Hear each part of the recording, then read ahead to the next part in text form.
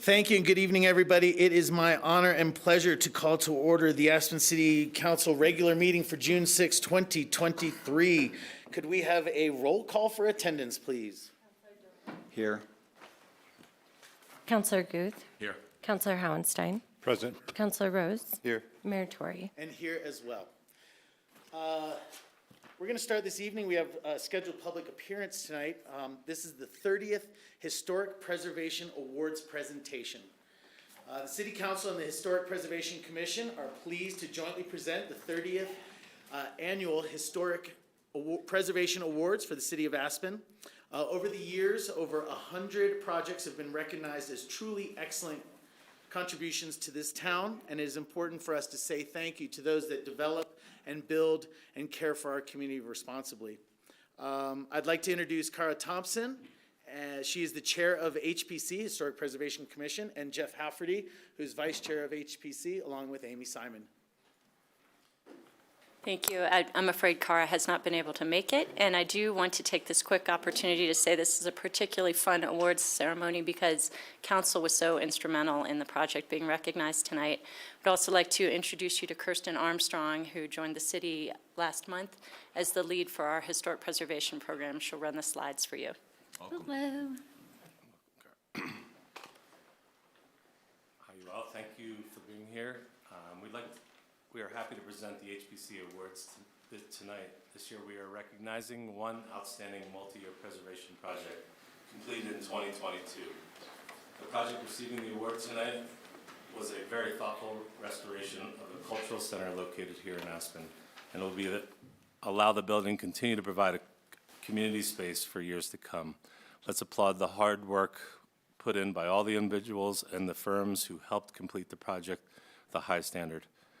We are excited to present the HPC Award to the Wheeler Opera House located at 320 East Hyman. The 134-year-old three-story Wheeler Opera House blends the Italianate and Romanesque revival styles. It was originally financed by Jerome B. Wheeler, a New York investor who figured prominently in the Aspen area in the late 19th century. Designed by W.J.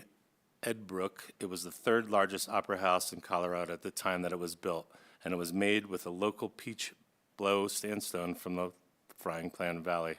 The building has steam heat, electrical heating on opening day, along with Moroccan leather seats, a ceiling styled after the night sky with silver stars, and a large central chandelier. Its architectural style, opulence, and performance facilities by the Silver Circuit Association gave the mining town of Aspen a sense of prestige and community. With the repeal of the Sherman Silver Purchase Act and the downturn of the economic at the end of the 19th century, Jerome Wheeler went bankrupt, along with the city of Aspen to acquire the building, allowing the city of Aspen to acquire the building in 1918. Throughout the years, it has been seen multiple fires and deterioration from natural elements and some unsuccessful past repair treatments. The Wheeler Opera House was listed on the National Register of Historic Places in 1972 and was later designated as a local landmark, Aspen landmark, in 1981 for its architectural significance and its contribution as a cultural center in Aspen. We're here to recognize its multi-year exterior restoration, which included investigation of its original materials, replacement of its sandstone where needed, tuck pointing, and painting. Replacement sandstone was sourced from a quarry in Wyoming, an effort to match the original material as closely as possible. Additional investigation on paint type and color occurred, this resulting in the stripping of the paint where it did not historically occur, and the stripping and repainting of certain features with a more historical accurate color. The work also included the reversal of alterations that have been completed over the years, allowing the building to be appreciated under its original intent. So with this, we're going to offer these awards, and we would love to have anybody involved offer some comments. Recognition for the successful project is given. Please read one at a time and pause. Okay, sorry, that's me. Sorry. Pause for reaction. Sorry, thank you. This is to the city of Aspen who's in attendance. Thank you for the city of Aspen who also made this a fantastic thing. We have Lisa Rigsby Peterson. We're talking about the Wheeler Opera House. I don't know if any of you been here.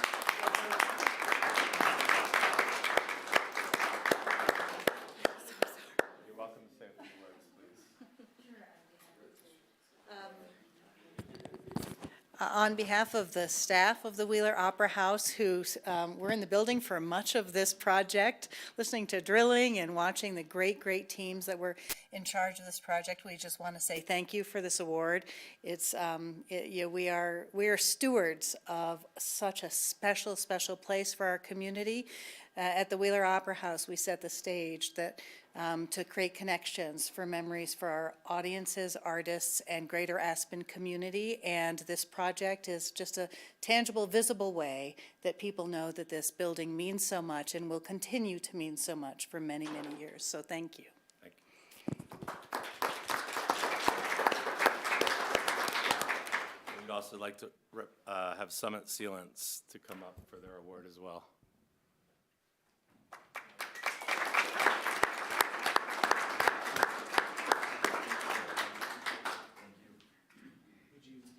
Sure. Yeah, it was just an honor and a privilege to be a part of such an iconic project and such an iconic building to the community, and we're thankful to be a part of the continued history of the community for years to come. So thank you very much.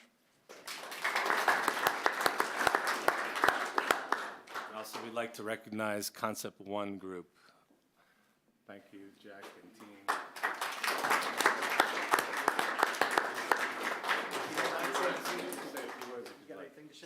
It was an honor to be part of this project. I'm born and raised in the Valley, so this building is really special to myself and my family, and it was really fun to watch it come together, so thank you.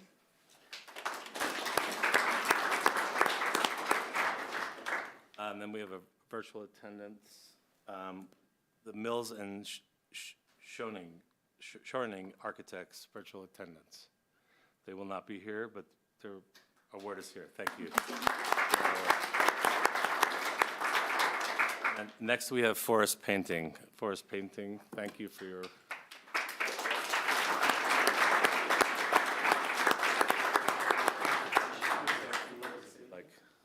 Yeah, I'd like to just say thank you. It was an honor and a privilege, and just like Jess said, I've been here pretty much all my life, and it's one of the first buildings I went into when I was in elementary school, so it was really cool to see that. And I'd like to thank Concept One and everybody for involving us, and we get to be a part of history here and continue on, so thank you very much. Next is the great engineering firm of KLNA. They're here. They're not here virtual, so we will hold their thanks. So thank you, KLNA, for your hard work on this as well. Next is the Built Environment Evolution.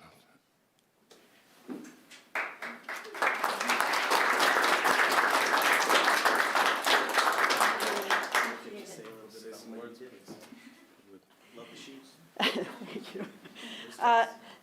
This was a great project. I would appreciate Mills and Schnoring for bringing us on board, and HPC for giving us all the award. Just a sideline, the diagnostic and forensics work that we did on the Wheeler has now been presented at numerous conferences, but one was in Italy and it was requested for a paper. So good work all around. Thank you. Thank you. And then next is the Planning Office of Bendon Adams, who we see a lot, and thank you. They're unable to attend, but we appreciate their hard work and what they do for our preservation community. Thank you.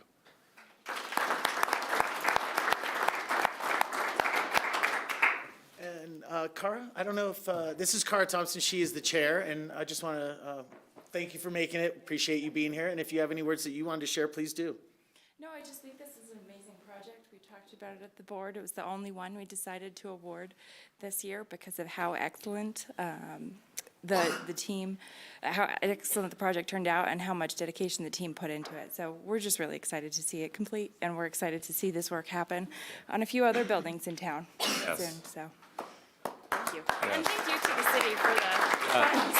I was gonna say the same thing. Yeah. The city of Aspen has always encouraged our historic preservation program, as well as the community, and this is a iconic building. We've all been there many a times for many events, seeing the restoration and watching it, and how concise and the way that the construction was done as minimally as possible, and if you walk around the building, you know, completely, all four sides are beautifully restored, and we appreciate that. And it was a fantastic award. Like Cara said, our board, we chose this one because of this preservation effort and the amount of effort, and I know it's cost the taxpayers and the city of Aspen and a lot of money and time, but this is a building that's going to go on for hundreds of years, so thank you for that.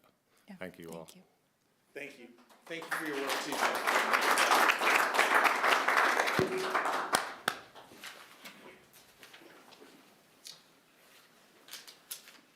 Before we get to citizen comments, I just want to let everybody know this is a pretty full meeting this evening, and many of you may be here for our public hearing. And our intention tonight is to have the presentation for Ordinance 10 and to take public comment tonight. What that means is it could be a little bit late. We are probably not going to get to this item for a little bit, and we're kind of balancing out dinner break, if you will, and stuff like that. But we will get to public comment this evening. That is our intention. And with that, it brings us to citizens' comments and petitions. This is an opportunity for people to address council on items that are not scheduled for a public hearing, so not the lumberyard this evening. We do ask that you limit your comments to about 3 minutes. We want everybody to have a fair and equal opportunity to speak and be heard. So with that, are there any citizens that wish to speak this evening? Yes, young man. Oh, wait, that's Ed. Just kidding. Hardly young. Young at heart. Johnny McBride is in the audience, so I feel a bit younger. But another poem for you regarding Centennial Ed Cross for the record. This is called Centennial Owners. Anthony is a sheriff's deputy. Russell and Randy ride in the ambi. First responders all. They come when you call. Mary and Patty work at the senior centre, where Judy sometimes volunteers, helping out our elderly in their waning years. Marilyn and Marcel work in restaurants, along with Jeff and Phil. Tama manages property, as does Dios, Bo and Will. Rose sells wine. Amber has a store. Annie and Linda keep us fit with Pilates on the floor. Sarah and Andrea have cute young babies, with another coming in June. Jerry is our oldest, will be 86 pretty soon. Just a few of the owners at Centennial on the hill.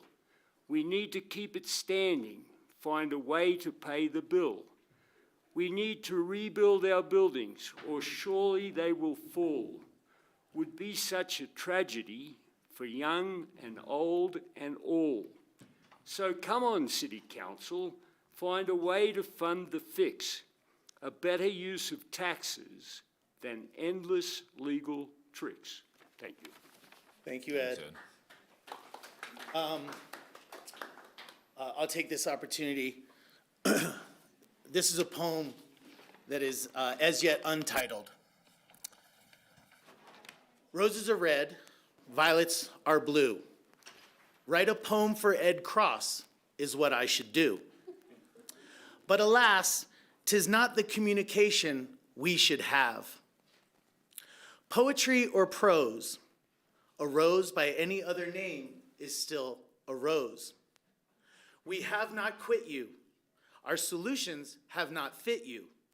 We are still here to work together to make this situation better.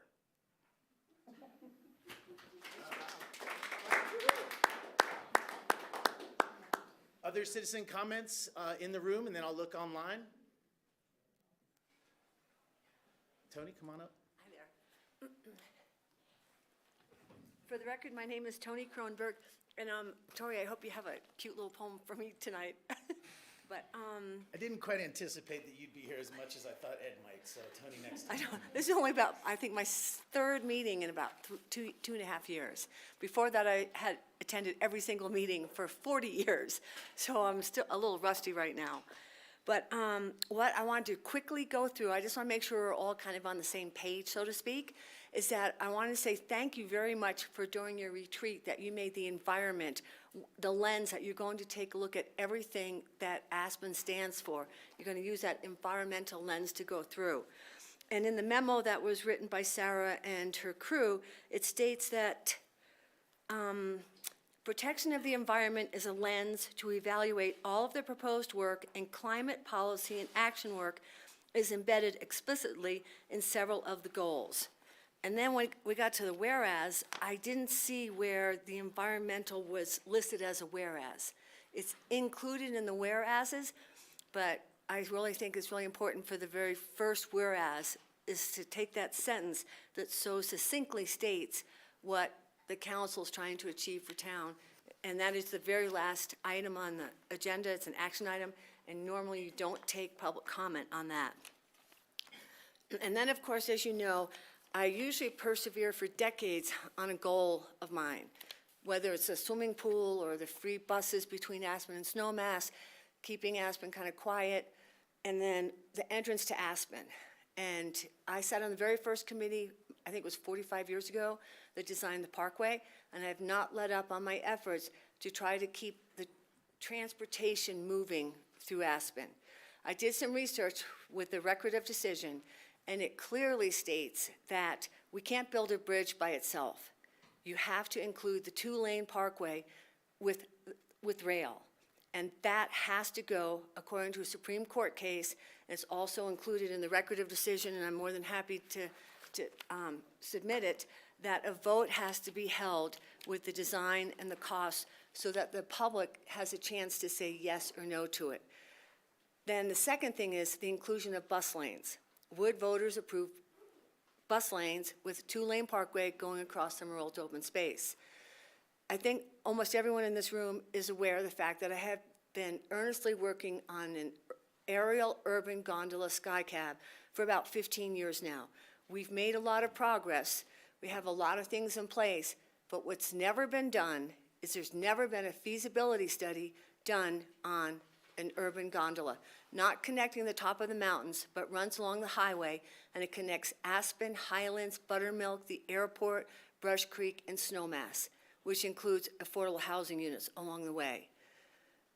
I went back through the record, and the reason why I went back in, I think it was whenever the very first one was, that it was 1998, that the gondola was not looked at because the elected officials' transportation committee did not feel that it was visually pleasing, financially affordable, and a third thing. But what happened was the record of decision says that the community gets to decide on what they want for the entrance to Aspen.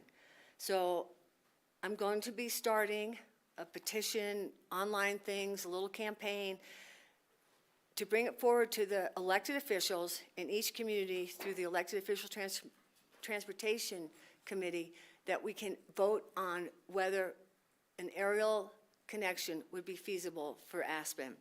And what really prompted me was when I saw the headlines in the Aspen Times, Mark Hunt's 11 new projects that aren't even built once they open up. You have the Browns 2 hotels on Main Street. You've got the lumberyard coming down. There's so much new development, which is great, and I'm all for it. I think it's great, but I'm not for all the traffic. And when I read that the sheriff's office said it would take 14 hours to evacuate town, we could lose a lot of people that way. So I just wanted to put that out as a base, so to speak, and I'm not sure how we're going to get the approval. It's probably going to have to come through the elected officials transportation committee.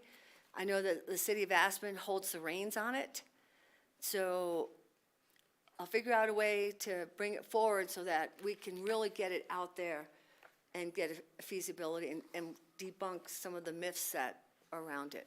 Because we really want to keep Aspen great. And when you think about connecting all the ski areas with the airport. Yeah. Tony, I appreciate it. You know, I've looked at the aerial tram for years. I've had some conversations with people from PAMA and the like. I've looked at different examples from around the world. My hesitation is I'm not sure that it fits with our transit corridor and the way that it's used. So, as we've talked about this, you and I, for probably a decade, and still willing to have the conversation with you. I have taken it further and looked into it even more. I just don't know that it really serves our needs for our transit and what we have here, but always happy to talk about it. Okay, I mean, Tori, this did come before the EOTC, Elected Officials Transportation Committee, and it was turned down. so when it came before the Elected Officials Transportation Committee Ward, the proposal, and I went back and looked at those minutes, and I can submit those also, was that Pitkin County take a look at the feasibility of some type of aerial connection. None of us are experts. And Tori, when you say it doesn't fit with our community, I go, don't you ski? And I didn't say our community, Tony. Our Thanks. transportation corridor? Correct. So it runs along the highway? Yeah, But we can anyway, talk so offline, Tony. We've talked about this before. I appreciate you. I'll talk about it with you more. Okay. Thanks so much. All right, thank you so much. Thank you, I appreciate you. Okay. Other members of the public that wish to comment this evening, come on up.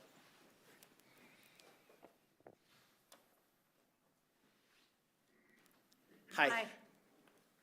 I'm Barb Frank, and I also live in Centennial. And I don't have a poem, but it is a little bit redundant, but it's hard for me to rationalize that we're looking at the lumberyard right now and the expense when we have a current project that's kind of failing, or needs a reboot, or however we want to work together and solve that.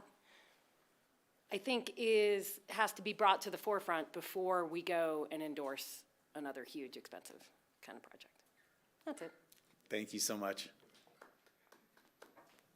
Other members of the public that wish to comment this evening in room, and then I'll look online?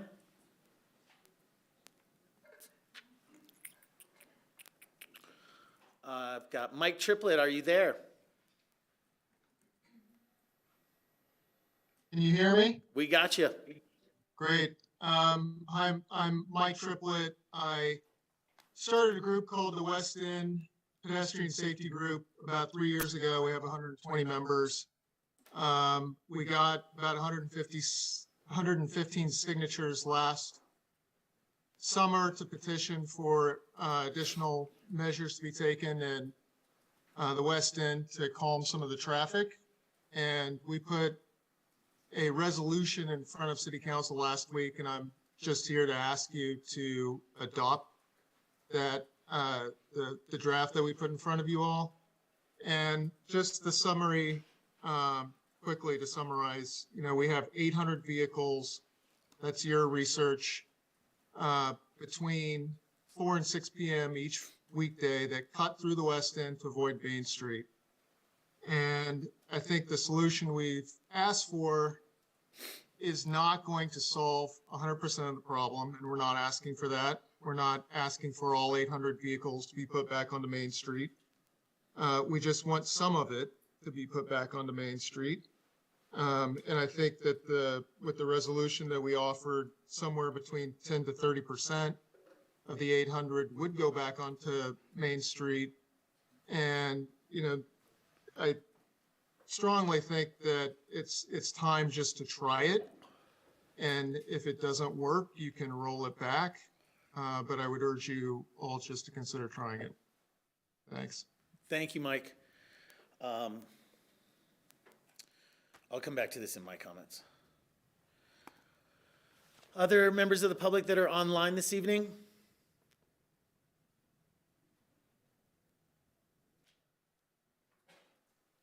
And any members of the public that are in the room that wish to comment this evening? Seeing none, I'll.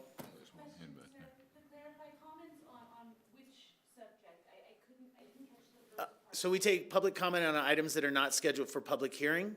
So if you're here for the lumberyard, then sit tight or come back or. Okay. All right, I'll bring it back to council table then. And that brings us to council members and mayor's comments. Council members this evening. Care to start, John? In the interest of keeping tonight's meeting short, I will not comment. Thanks, John. Yep. Sam? Yeah, thank you, Tori. I just want to start by reading a paragraph, not a poem, but a paragraph from Lo Semple's column this week. I like the positivity. So He goes, if you're lamenting Aspen's lost soul, what are you doing personally to bring it back to life, to resuscitate the corpse? Are you contributing to the very decline, then bemoaning its loss? Or are you making a conscious effort to embody the spirit of the place you live, love, and call home? Soul is, as soul does, be the depth you wish to see in the reflection pool of Aspen.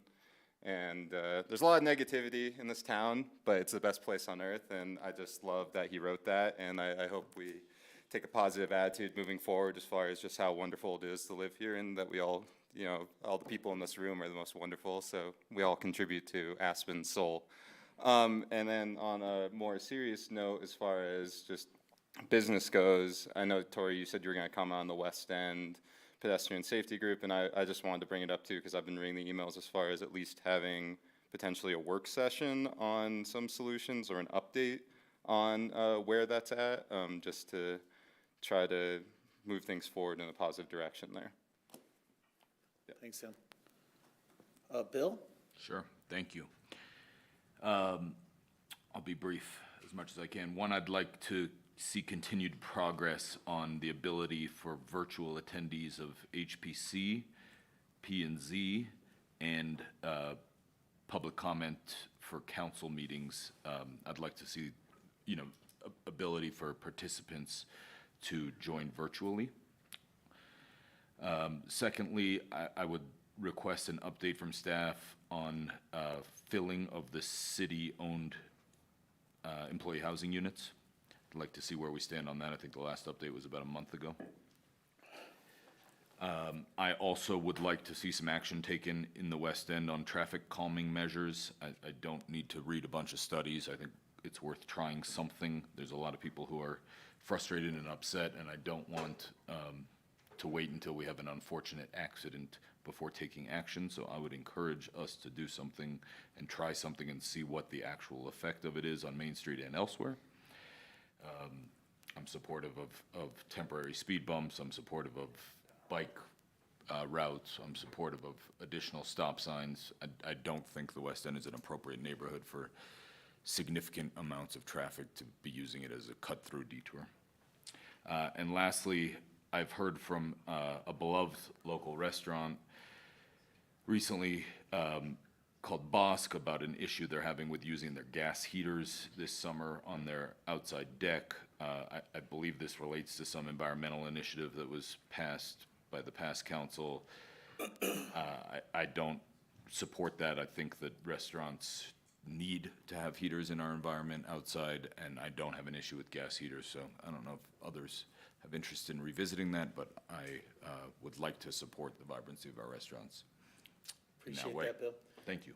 That issue has already been passed to staff who's handling it. Thanks. Ward, comments this evening? Yeah, three quick ones. Couple of events that have taken place since our last meeting. Memorial Day ceremony at the Veterans Park in remembrance of all of those that have given to the fullest measure in support and defense of our country, followed by a free lunch at the Elks, was attended by many and appreciated by all. Last week we had a psychedelic symposium at the Wheeler Opera House. 7 hours of investigating Prop 122, what it means for the future, what the possibilities are, what kind of rules need to be established, protocols for the medical use of psilocybin and some other plant-based therapy. I attended that all 7 hours, and it was mostly a good use of time. Sometimes I kind of fell asleep, but it was 4 panel discussions and a keynote. And my final comment is on the Wheeler Opera House, how beautiful it is, what a gem it is to our town, and comparing that to the Tabor Opera House in Leadville. It's amazing what the Wheeler Red has done and what our efforts have done to restore and maintain the Wheeler Opera House. And if anybody has an opportunity to tour the Tabor Opera House, you should do it because it'll give you a new appreciation for the Wheeler Opera House. And thank you for all that were involved in that program. And I was blessed to have a tour of the scaffolding up all the way up to the top and looking at the tuck and point and the ducking your heads and looking at the multiple layers of paint and stripping that were achieved. And Jeff it was a secret where the peach blow match was coming from, but I guess we know it's from Wyoming now. So wonderful project, and thank you all for being here. Thanks, Ward. My comments this evening are just about Food and Wine. It's coming up next weekend. I don't know if anybody's heard about Food and Wine, but this is their 40th anniversary. Just looking forward to it. I appreciate Food and Wine's kicking off our summer on an annual basis. It's not an event for everybody, and I recognize that, but here we go. Sam, what you just were reading reminds me about the energy that you feel out in Aspen right now. There's a lot of positivity, a lot of great energy, and here we go. So everybody get ready. Food and Wine 40th anniversary is starting next week. As far as the other comments that I heard this evening, Sarah, we have received a bunch of emails from West End. We did get a staff reply about some of the suggestions, and that's what's been looked into over there. I would love for our new council members and this council to be able to consider that request from those residents, as well as have the information about what we've talked about, what we've done. So is there a possible way for us to get some information to council members so that we can then decide if it rises to a level that we need to have a work session or start talking about those as a group? You're scheduled for a work session on June 19th to see the West End Mobility Safety Assessment that was directed by the previous council. I think you could certainly choose to expand that conversation in 2 weeks if you wish. Sounds great. Sam and Bill, does that sound timing enough for you? Perfect, thank you. Thank you.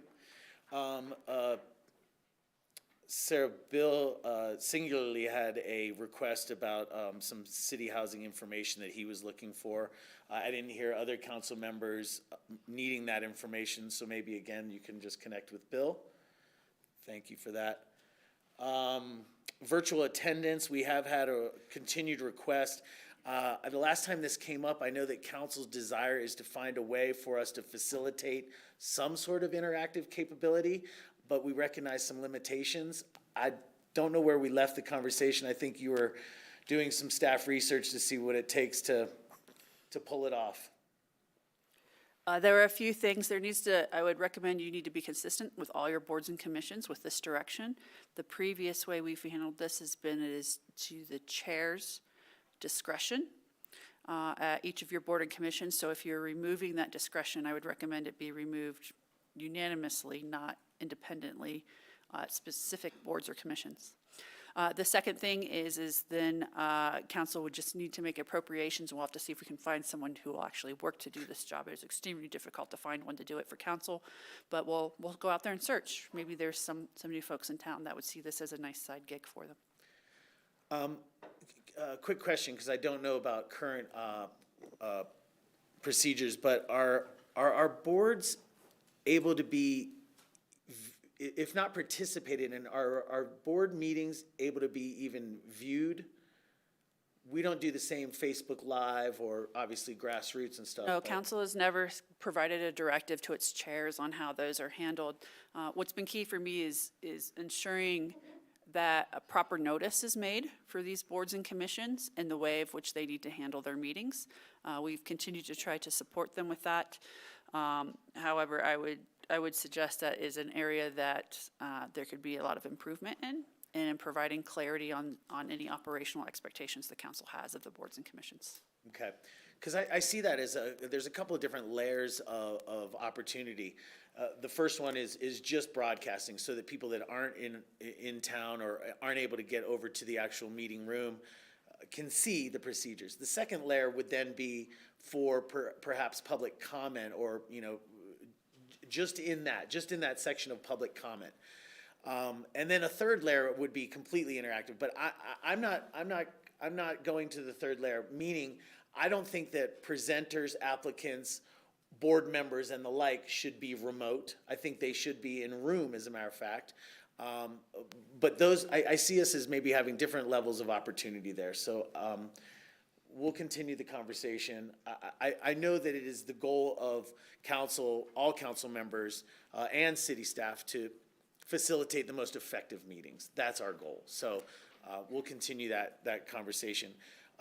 Just so we're clear, what Sarah is describing is that it is not as easy as turning on the camera on your computer, right, to run a hybrid meeting. So we do have some work on our end to do to make that even possible.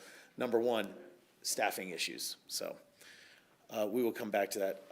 The last item that I have here that just came up for some discussion was the propane heater, not just about Bosk's situation, but propane heaters moving forward. We've had a sentiment at this table for several years. Ward has really been very vocal about trying to reduce and ultimately eliminate propane heaters in the pursuit of a cleaner, renewable energy source that's powering those heaters, electricity, especially here in the city of Aspen where we have a 100% renewable portfolio. The Bosk situation is being handled at staff level, but we have more conversation around this. I spoke to Sarah briefly about this in the vein of trying to work towards reducing or eliminating. Sarah's advice for us was to look for the long-term plan. Don't just start picking one-offs and making moves that way, but similar to what we've done with our compost program, is put out a schedule for this and tackle it in a holistic, not just one-off situation. So that conversation is going to come forward and move forward, but not at this table tonight. Agenda amendments? I think I have a couple. I think, or maybe one. I think at the end of our action items, I need to leave an opportunity for the conversation and a possible motion for food truck service. You could do that right now, if you want. Okay. Guys, we've had conversations about food truck service and affordable eatery options for our community. And we, again, this summer have an opportunity for a food truck that would be located out here in front of the space that used to be occupied by a restaurant, Tasters, as it was known. There's renovation going on over there. The city will have a new tenant, but not by this summer. So there is the opportunity for food truck service down in that location as it was last year. And at this time, I would look around and ask if there are any council members that wish to make a motion for that. Your Honor, I'd like to see the taco truck come back. I don't think there's adequate time to do a RFP for other vendors, but the taco truck last year was well accepted and I think a good addition. So I'd like to move that we allow the taco truck to be there again this summer. I'll second. May I make a friendly amendment, Mr. Mayor, for Yes, of course you consideration? can. I'm not formally able to do that as a voting member, but it would be very helpful if the motion read as I'm about to read to you. I move to direct the city manager to enter into a contract with C&L Consultancy Group LLC, doing business as Chamos Food Truck, to provide use of the right-of-way on Rio Grande Place adjacent to City Hall for food vending under Aspen Municipal Code Section 15.04.350 for the summer of 2023. Thank you. Isn't that what you said? Isn't that what I said? I thought that's what you said. Verbatim. Can I make a suggestion? Or a I suggested would amendment? accept that. Yeah, It's, let's get to that. yeah. It's not, you can't make an amendment, but I would like to rephrase my motion to reflect what the city manager said. Well done, Ward. Is that okay with the seconder? Oh, yes. Thank you. We have a motion and a second. Is there further discussion? Thank you. I'm glad you brought this up. I'm totally supportive of it. I'd even suggest that we consider the opportunity for a second truck there if there's someone who's interested. I'd leave it up to staff's discretion to ensure they're qualified and appropriate, but if there's physical room for it, I see no reason not to have two. There was two last summer. I know the ice cream truck and the taco truck. I think it's desperately needed in the community, and I would support the opportunity for a second to come if they come along. Let's see. Why, my suggestion here would be for us to move forward with the motion that is on the floor so that we can get that moving. Our last attempt through the RFP process was not that fruitful. So I think we should move forward with what we've just decided, and if we put the word out that there is interest for that or an actual RFP, we might get the respondents and we can bring that motion back to the table. Totally fine with me. All right. Thanks. Any comments? Yeah, just a quick comment of supportive of this initiative, especially because the taster space is sitting empty this summer. I do believe food trucks, if they're going to be implemented in a place like this, should be in sort of a non-compete category, because obviously places like Michola, Zane's, and Big Rap to a lesser degree also have tacos. But this is like the exception to the rule as far as because it's in the taster space. Just wanted to get that out there. I appreciate that. I think that's really great information for the public to hear as well. And that I think all of us at this table have consideration for the, what we call brick and mortar establishments in our community. And then on top of that, I would tag on, it was different. To call it a taco truck is maybe a little bit narrow. The food offerings that they had over there, I thought, were different, but also, as you said, in a location away from the core, away from some other folks. So I appreciate your comments and I agree with you. With that, we have a motion and a second. Could we have a roll call vote, please? Counselor Doyle? Yes. Counselor Guth? Yes. Counselor Howenstein? Yes. Counselor Rose? Yes. Mayor Tory? Yes. No agenda amendments then. That brings us to city manager's comments. Thank you, Mr. Mayor and members of council. A few quick things for you tonight. First, the conversation on boards and commissions. I would say staffing is one hurdle, but it would be really valuable for the council to have a conversation about your operating expectations of your boards and commissions. You have 16 of them that you appoint, and what is your expectations for their reporting back to you, as well as how they conduct some of their meetings would be valuable. Your staff liaison can only do so much. It really does take direction from your leadership on some of those issues. So I encourage you to think about that as a possible work session topic in the future. I'd also encourage you to think about a work session discussion in the future about right-of-way use downtown. And take some time this summer to examine the types of uses. I've heard a lot of, I don't like this piece, or we could improve that piece. And I think that needs to be probably a more holistic conversation with outreach with impacted businesses for a conversation more globally. In particular, I'm concerned about what happens with dining or liquor services in the pedestrian malls. That has been an area that has come up with a number of questions back to staff that would warrant some additional conversation. So rather than making one-offs, if you will, we're just talking about patio heating versus lighting versus beverage service versus food service hours versus music. I'd rather you have that as a holistic conversation about what is the desired experience you're trying to create for the community, and then back into any regulation that's necessary or unnecessary to accomplish that. Could we maybe look for an opportunity to schedule a site visit so that we can all maybe walk the core together at some time this summer? If that is your interest, we're more than happy to schedule that. If three of you want to do that together, at minimum, we'll make that happen. Okay, all right. I think it'd be important to have Emmy with us, our downtown liaison, who can share kind of what are the issues that are coming up. I think we should wait until July, quite frankly, so we're really moving. So there's stuff going on. Yeah, no, so, and the initial kinks are worked out. Yeah. For No, I think it'd be new helpful, tenants though. that we may have. That'd be great. Thank you. Great. I did want to let you know that I attended the Colorado Municipal League District Meeting in Rifle last week on behalf of City Council. Just due to scheduling, it was best for me to go. We had a great conversation between Aspen and then elected representatives from Rifle, Glenwood Springs, Palisade, and Silt with some CML staff.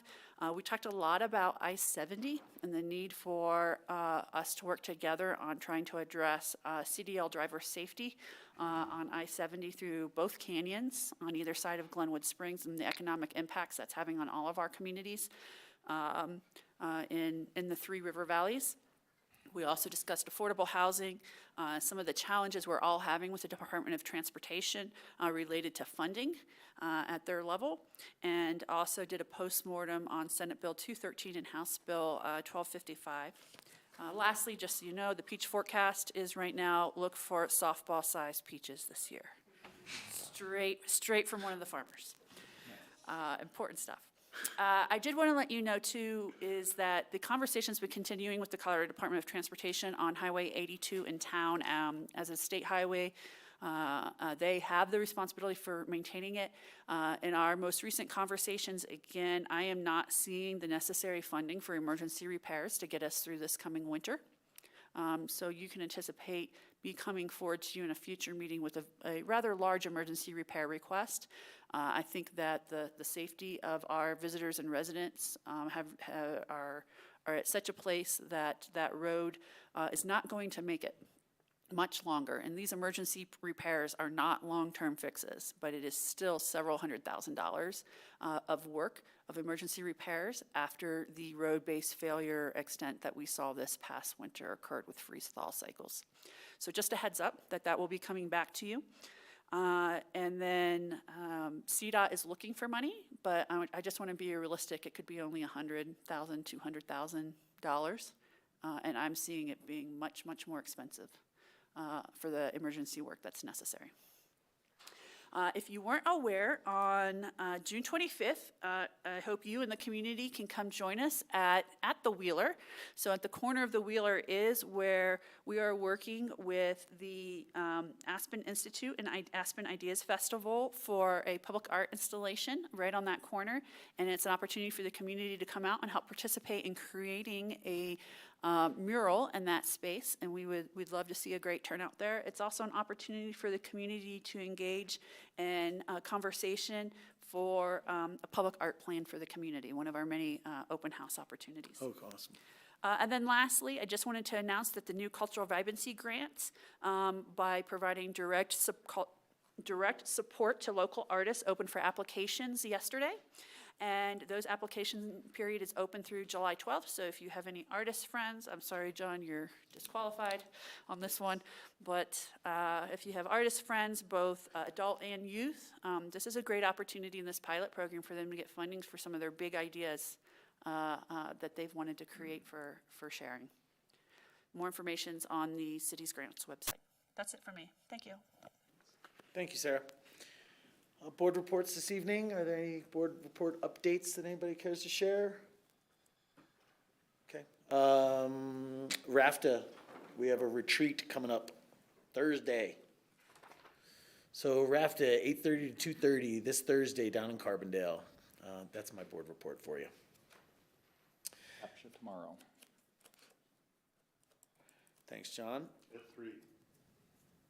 Early start? Are you starting at 3 from now on, or just tomorrow? No, there's a hearing. Okay. That brings us to our consent calendar this evening. Our consent calendar this evening is resolution number 73, which is a contract for compost collection containers. Resolution number 76, a contract with Larry H. Miller, Chrysler, Dodge, Jeep, Ram, 104th. Resolution number 79, Burlingame Seasonal Housing Board of Director appointments. Resolution 81, a purchase of a John Deere tractor for Cozy Point Ranch. Resolution number 85, about the stage 1 water shortage. Resolution number 91, a contract with Tesla Incorporated. Are there any items that council members wish to pull for further discussion this evening? 73, please. 73. Any others? 76 and 91, Dave. 76 and 91. Ward. There's 3 left. Anybody want to pull one of those two? I just want, on 85, I would just commend the utilities department on being realistic and adjusting to where we should be given current conditions and not maintaining a emergency condition that doesn't exist. So thank you. Sounds good. Resolution number 73, this is a contract for compost collection containers.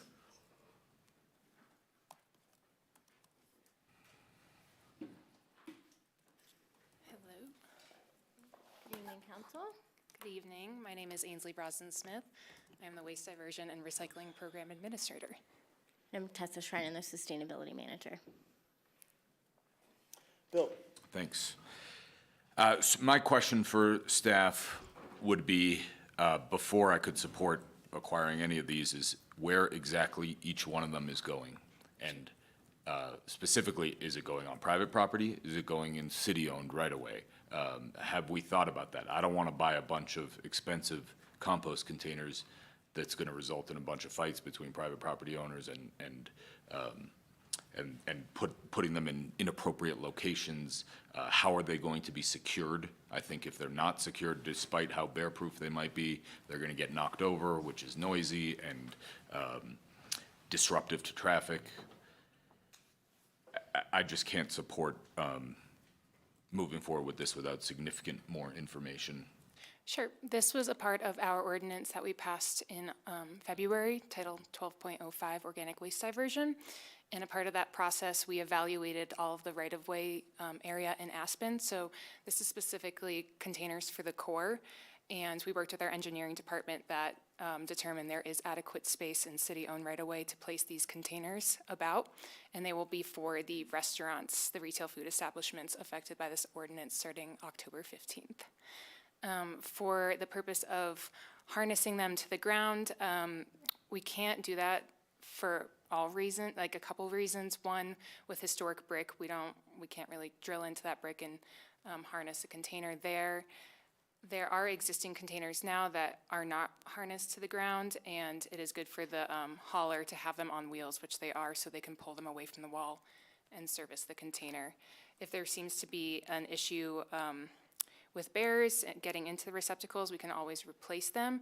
But these ones are specialized containers that we have not seen in Aspen yet. They are different than, I don't know if you're familiar with what the steel compost containers are now. They have like a carabiner latching system.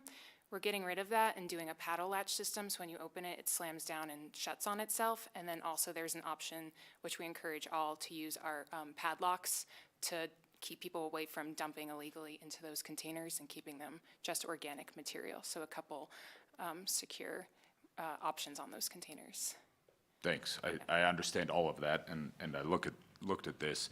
I still don't know how it addresses my questions. I'm not sure how bears are not going to knock these over and go after them, and they're going to be strewn all throughout the alleys overnight, and who's going to be responsible for picking them up and putting them back to where they're supposed to be. They're inevitably going to end up on private property.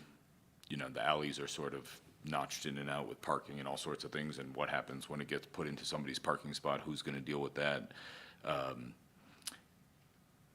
It seems like a lot of containers. Why are these not being consolidated to larger containers that can be shared amongst facilities?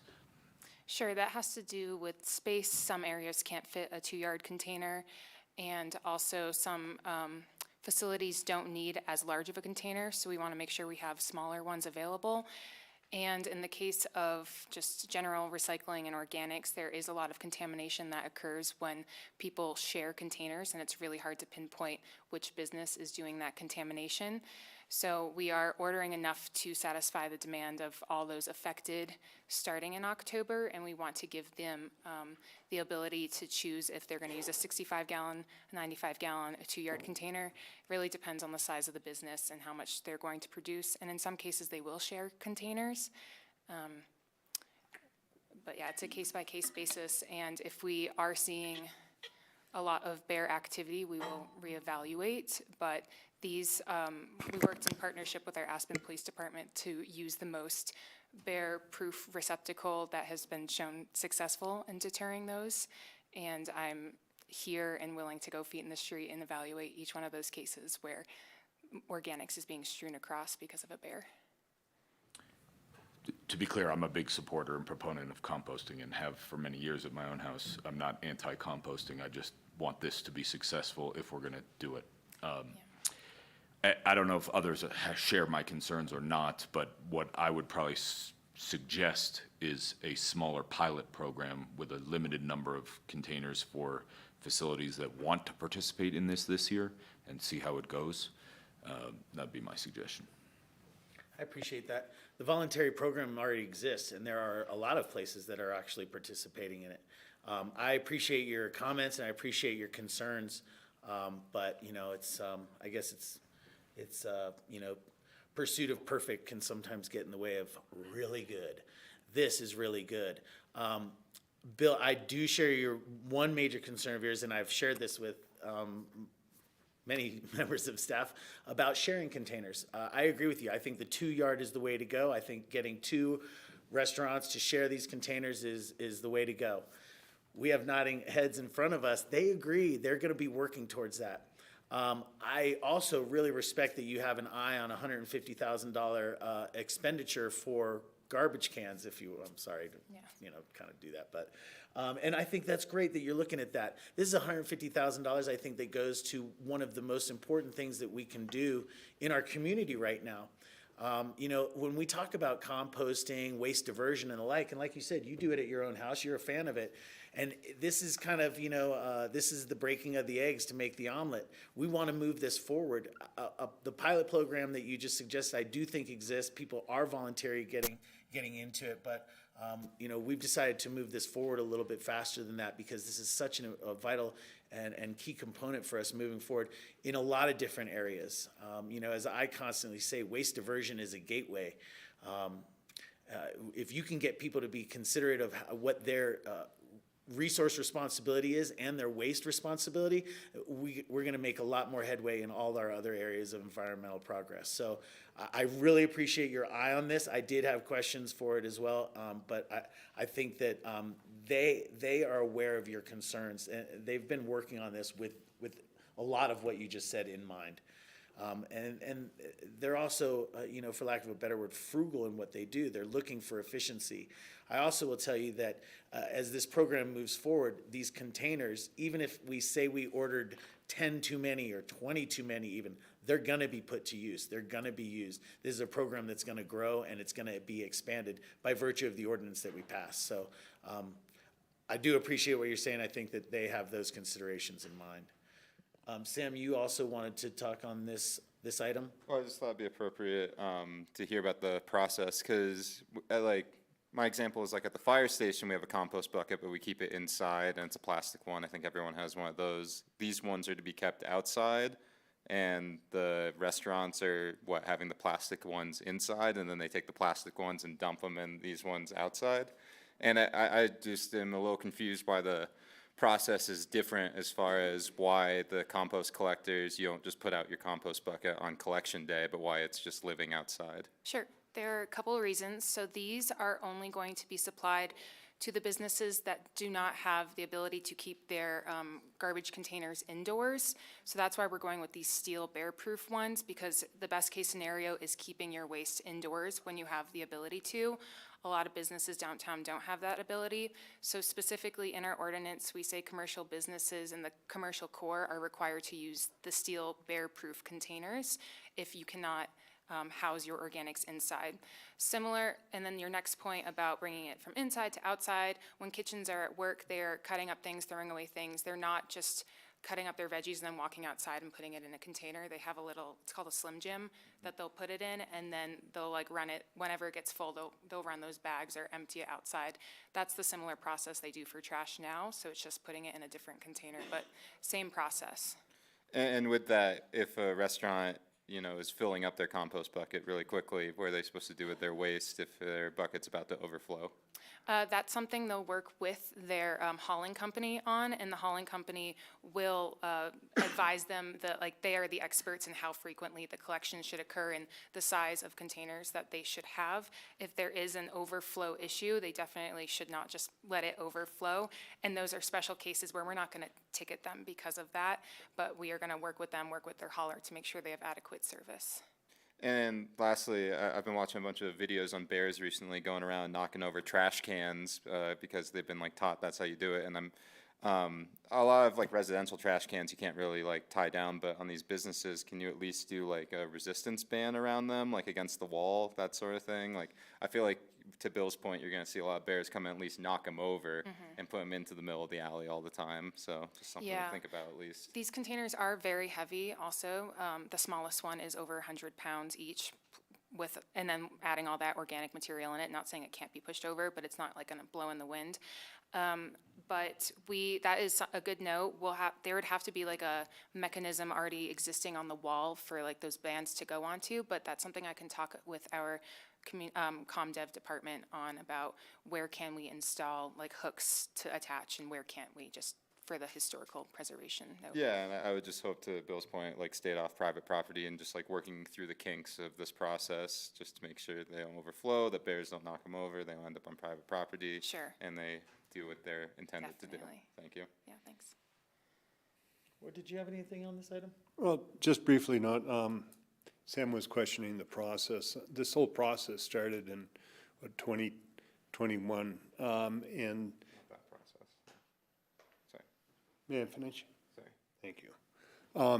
The process it's been a while, and staff went out and talked to a lot of the restaurants.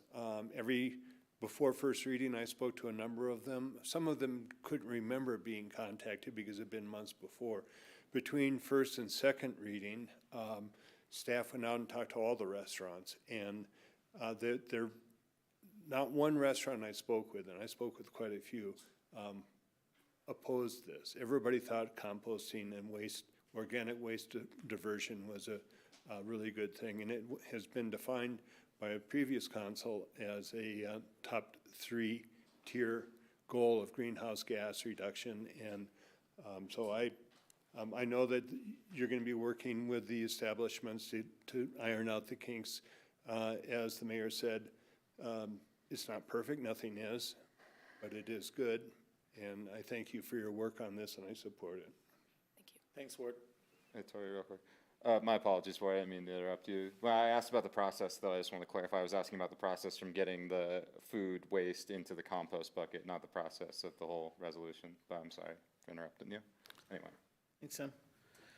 Any other questions, comments on resolution number 73? Thank you guys so much. Thank you.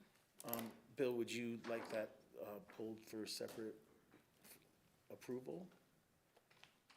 Do you want to vote against it? Why don't we go through everything else and then Okay. come, if that's okay? Yeah. Go through all the other consent Yeah. calendar. Thanks. The next one that wanted to be pulled was resolution number 76. 76 and 91 are.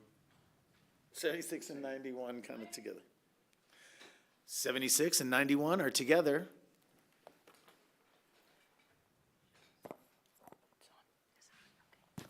Good evening, Council. Kim Ferber, your Chief of Police. Linda Consuegra, Assistant Chief, Aspen Police. Tim Cox, Sustainability Program Administrator. You're outgunned, Tim. I have. The reason I want to pull this number, Mike. Gotcha, Amy. The reason I want to pull this is just have a public discussion about it. We had purchased 5 Teslas.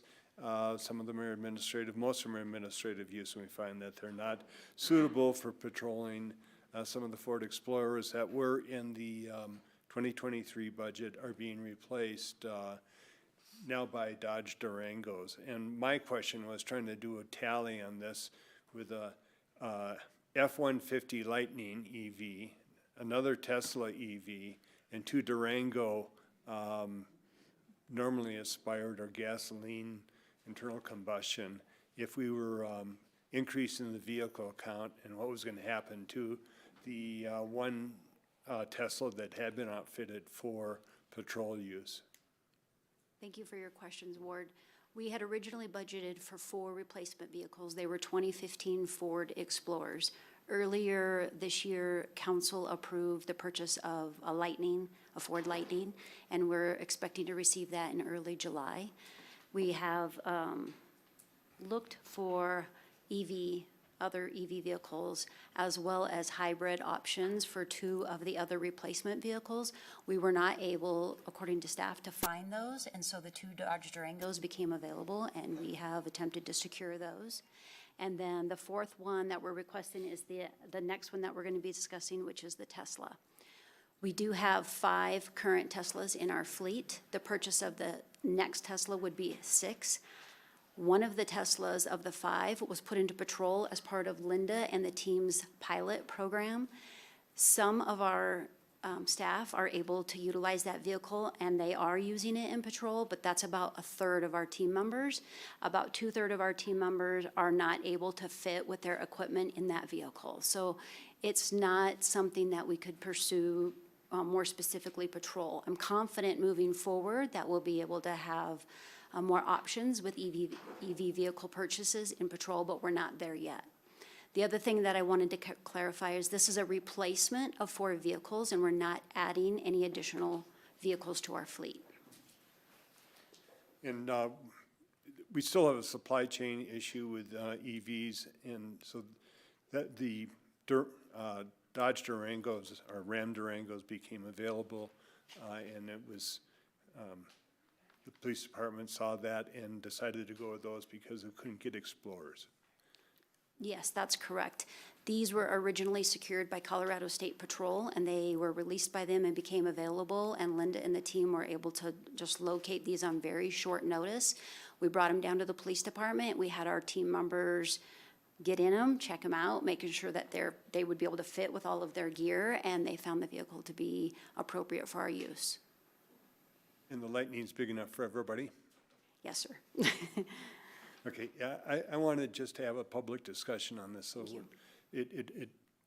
we would prefer not to be buying Durangos and filling up with gas, and it's a departure from what the city's used before. We've been using Ford and Toyota in the past, but this is an opportunity that presented itself.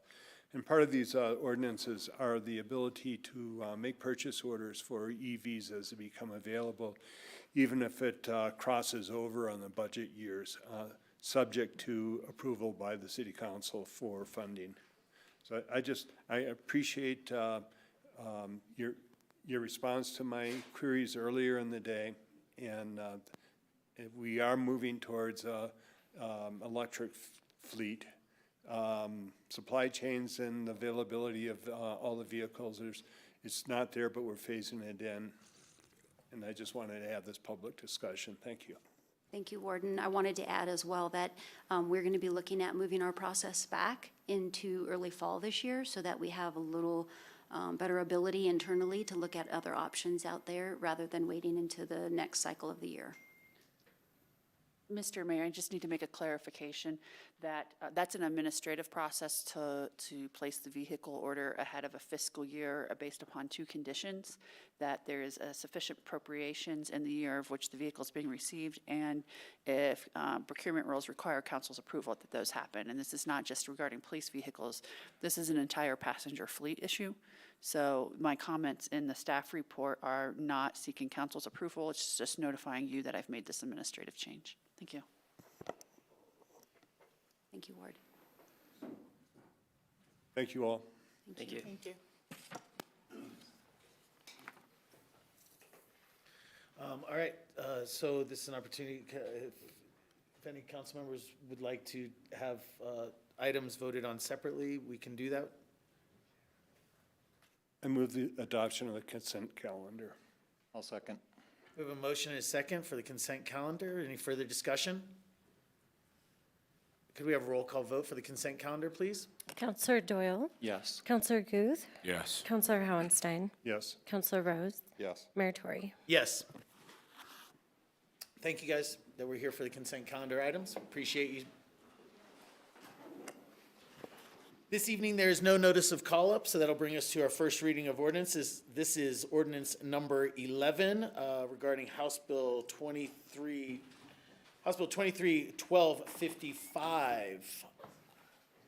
I could take a motion to read.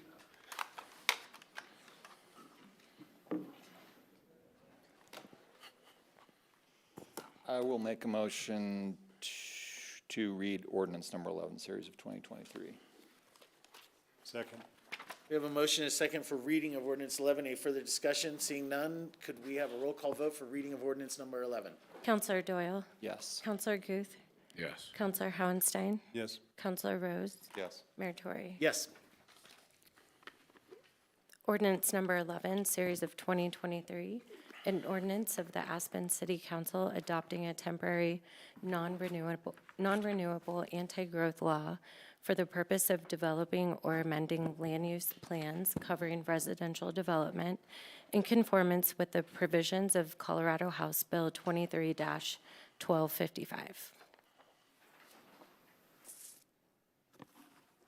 Hello. Hi. City Council, Mayor Tory, Haley Hart, Long Range Planner, Community Development. To my left, I got Ben Anderson, Deputy Director of Community Development. Love to share a few slides with you all, with your permission. Please. You should be able to just share off this.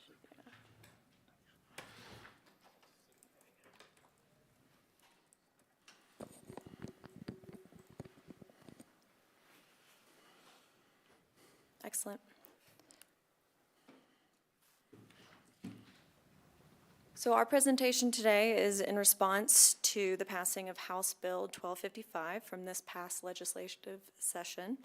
And House Bill 1255, titled Regulating Local Housing Growth Restrictions, was passed with the goal to preempt home rule regulation from restricting residential growth.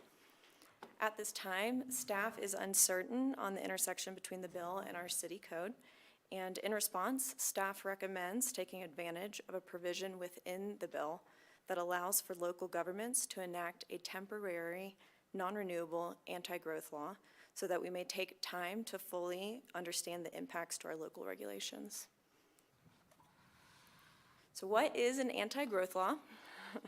That in essence means that any local government land use regulation that limits how many residential units are built in a year is no longer valid. And to emphasize, this bill is in response to residential development only. This has no impacts to lodge, commercial, or other types of development. So to think about it, growth cap numbers or annual growth allotments are examples of what this state bill has defined as anti-growth laws. There are many municipalities in the state, including us here in the city of Aspen, that have established these type of anti-growth laws. And for the city, we use the growth management quota system as this regulatory tool to measure growth and development, which is tied to our affordable housing mitigation system. So I think the bill was going after a table like this. This table, to some degree, has been in effect in the city of Aspen since the late 1970s, going back to our very early conversations about the city and Pickens County being very interested in managing the impacts of growth. Initially, it started as understanding how fast the community is growing and assigning growth management allotments to that. That system, again, to some degree, has been in place for more than 40 years now. The reason why staff, I think, is needing time to understand the implications of 1255 is that very, numerous long-standing community responses to growth, the impacts of growth, affordable housing, have been built on this larger foundation of the growth management quota system that are more than just that allotment table.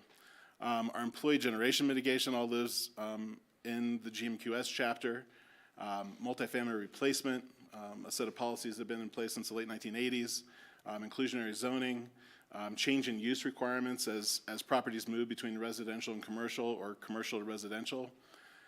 And then outside of the stuff specifically in GMQS, throughout the land use code are other things that have tendrils that are related to the GMQS system.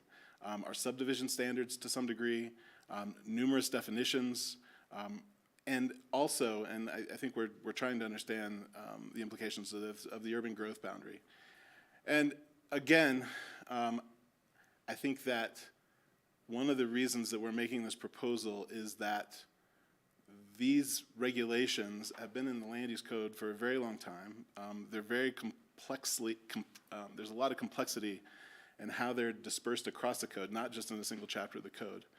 And we are desiring to use this time granted by 1255 to better understand how to respond to 1255 and making sure that these things change,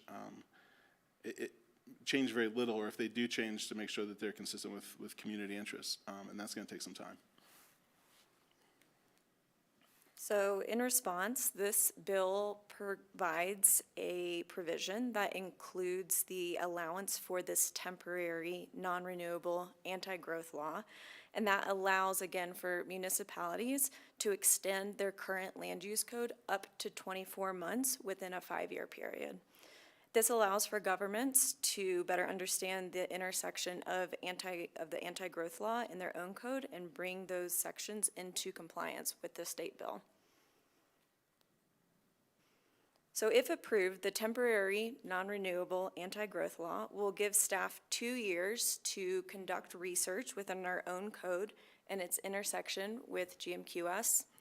It will allow us to hire and work with legal and planning consultants to work within our own code to bring it into compliance with the bill. It allows for community development to continue on with business as usual in reviewing and issuing permits. And for clarity, just to sort of reiterate what Ben said, this ordinance does not make changes to our code now. It merely extends the current code under the House bill for up to 2 years, which means in 24 months, the applicability of the temporary non-renewable anti-growth law expires.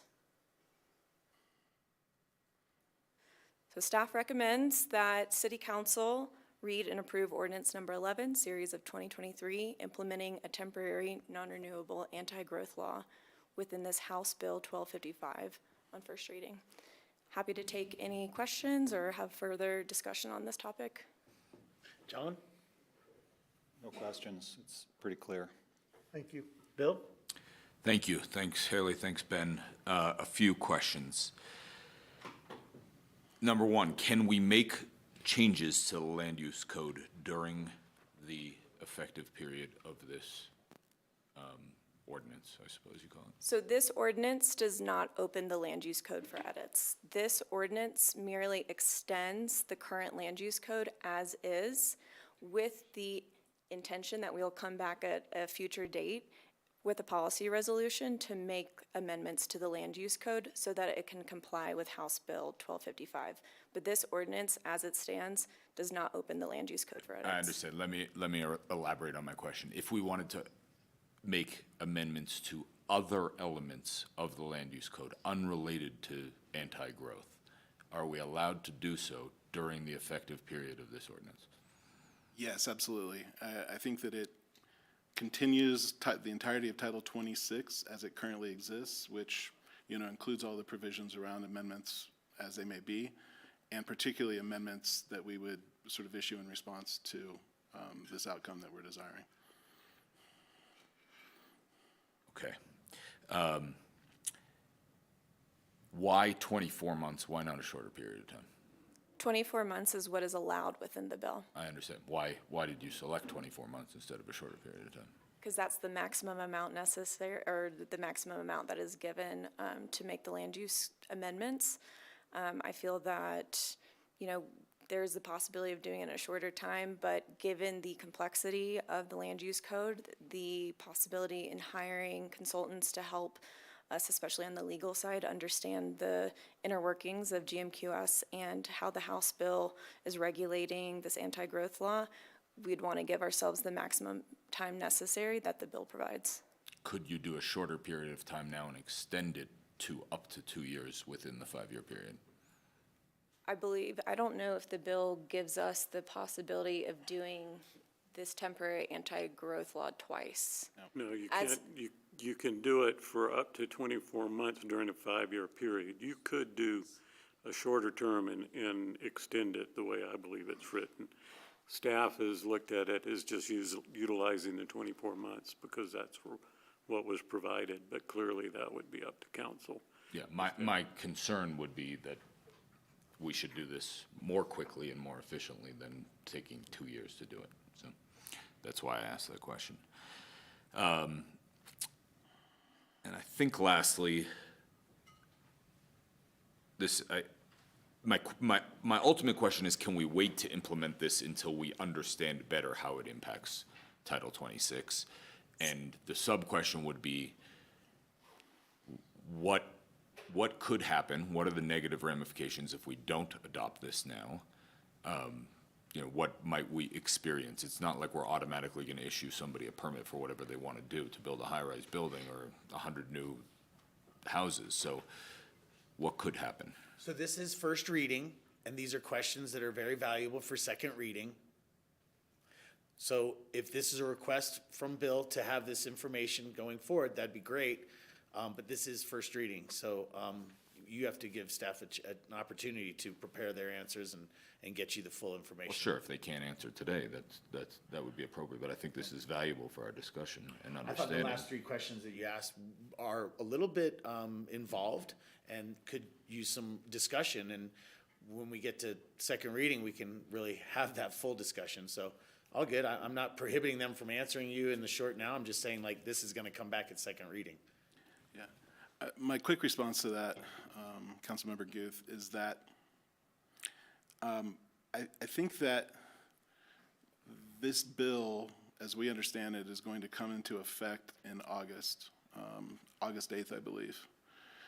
And we think, while there were some changes to the bill that were done that I think acknowledged our intersection of our growth management program and our affordable housing requirements, we don't think that we have the ability to fully understand just what's involved and what kinds of things this may or may not unwind.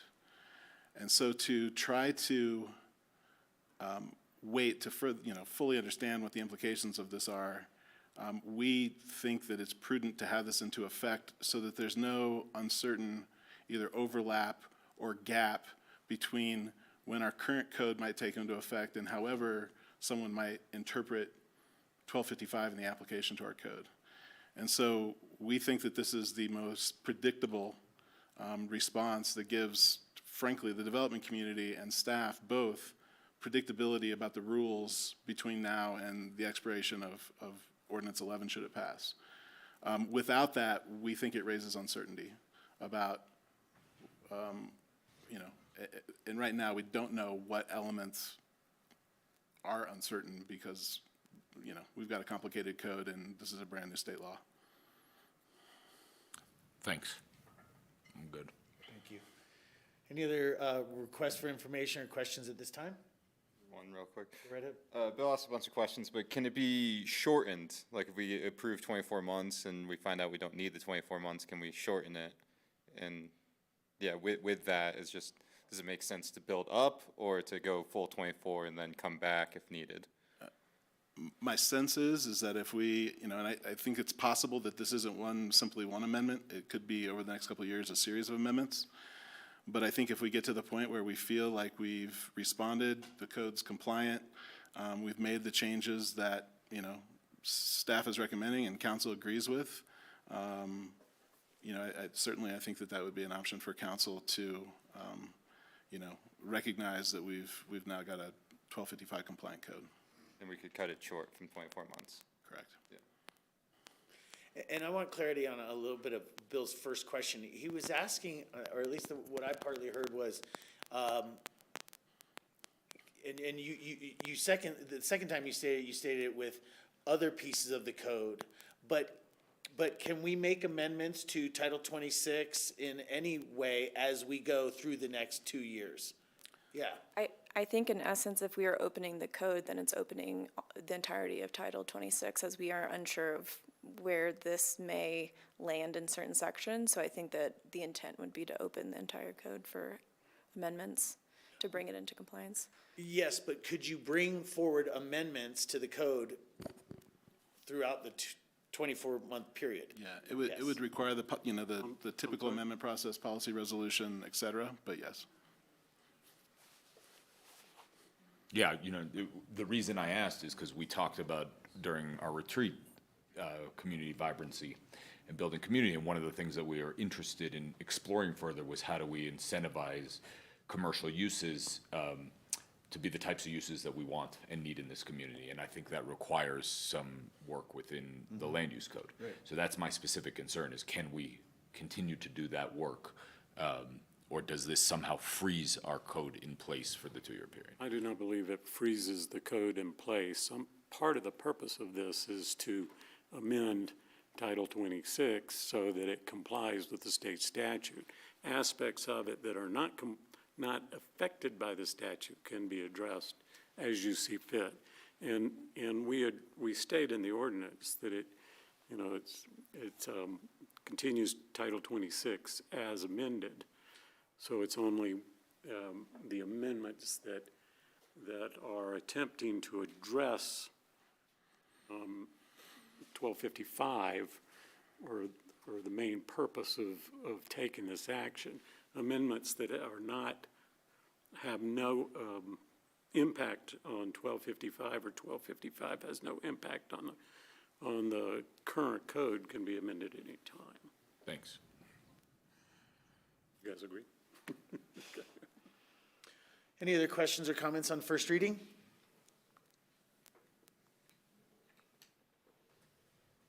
I'll make a motion to approve Ordinance 11, Series of 2023. I second. I'm first reading. We have a motion and a second. Any further discussion?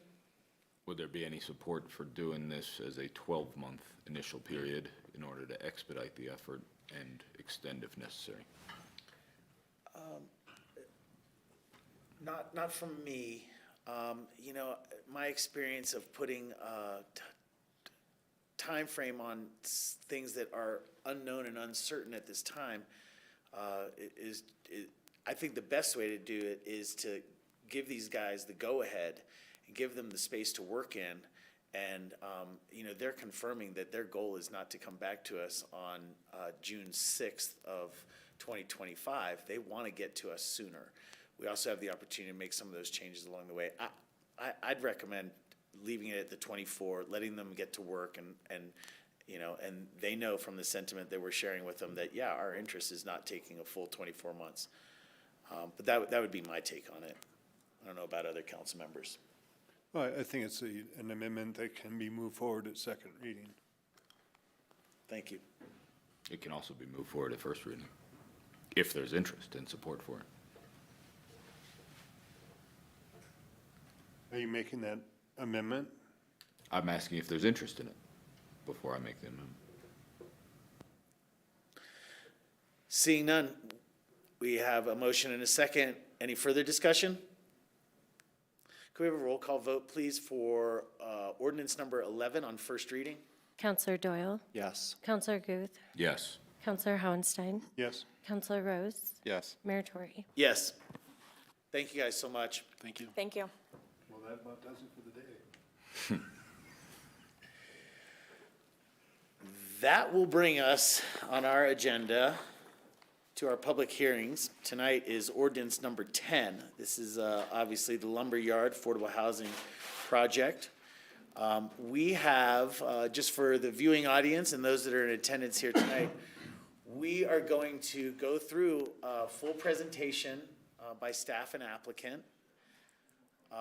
And that will allow for public comment, which we are intending to get to tonight and open tonight. We can continue that public comment along with this if that's the course that is taken. But we know that there are a lot of people that were interested in speaking, so we're going to try to get to that level this evening. It's 6:30 now. Sarah, I think we had spoken about the fact that this is maybe 2 presentations. So this evening, Ben Anderson will provide a brief overview, and then the applicant will present, and after that, the planner assigned to the case will present the staff findings compared to the review criteria. And all, just for the benefit of the council, that's about 2 hours and 15 minutes of presentation before your discussion, before your public hearing begins, and your discussion occurs after a public hearing is closed. So do you have advice for us on timing right now? 6:30, this council typically takes a break around 7. Do you have any suggestions for appropriate time? Should we get started now? Should we take a break now, et cetera?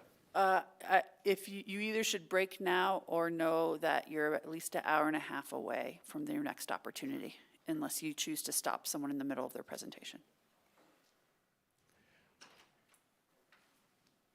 I think I'd prefer to have the presentations uninterrupted. So take a break now and come back to it. You guys okay with that? All right. Not a super long one, I'd prefer. Ben, how long is your intro? Just a couple of minutes.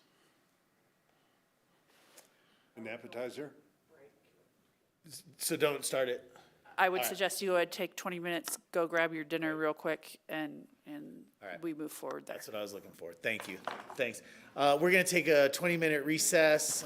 We'll be back here at, we'll call it 7 o'clock.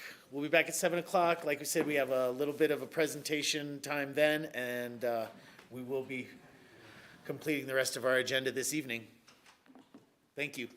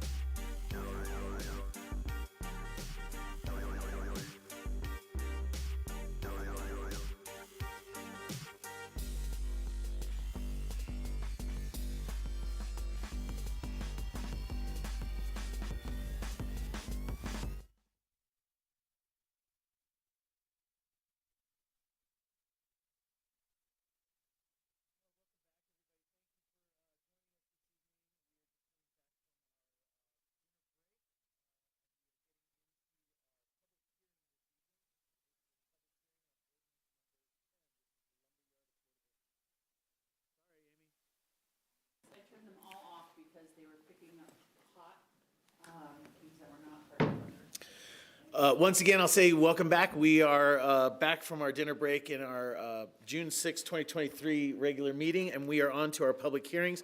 Public hearing this evening is for ordinance number 10. This is the Lumberyard Affordable Housing Project. Mr. Mayor, for the record, Ben Anderson with Community Development. Also from Community Development online is Kevin Reyes, our senior planner, who's led ComDev's review of the Lumberyard project.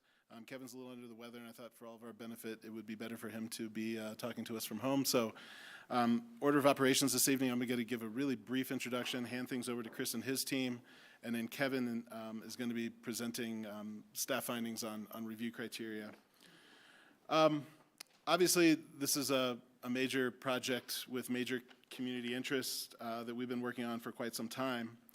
I wanted to talk a little bit about community development's role in the review process to this point.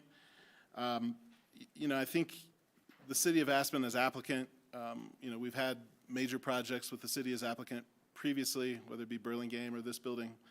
Community development's role within those projects is to review those projects while they're promoted by our colleagues here at the city. We review those projects through the Title 26, the Aspen Municipal Code, the Land Use Code, under the reviews that are appropriate to the project and the review criteria that are associated with those reviews. For this project particularly, the major public project review process is the kind of umbrella, overarching process set of criteria that I think are driving this. And then immediately under that is a plan development. Both of those reviews have extensive review criteria. Kevin in the packet responded to each of those, as has the applicant team.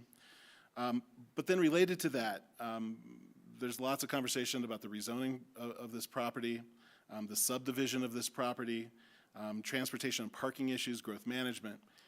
Each of those reviews is defined within the Land Use Code, have associated review criteria that the project's been associated with. So I just wanted to get that on the table because I think that ultimately, as this project moves through this review process and as entitlements are considered, those entitlements ultimately are subject to the Land Use Code based on the merits of the project. And ComDev's perspective is this project, like any other project that we review, private sector or otherwise, are running through the Land Use Code, as we look at all projects. So I'd ask council tonight to really give emphasis to the review criteria, to think about the community over time has associated very significant review criteria for projects of this scale and type, and community development has done a fairly thorough job of evaluating this very complex project through our Land Use Code as we do any other project. So with that, I'll turn things over to Chris, and then you'll be hearing from Kevin following Chris's team's presentation. Thank you. Thank you, Ben.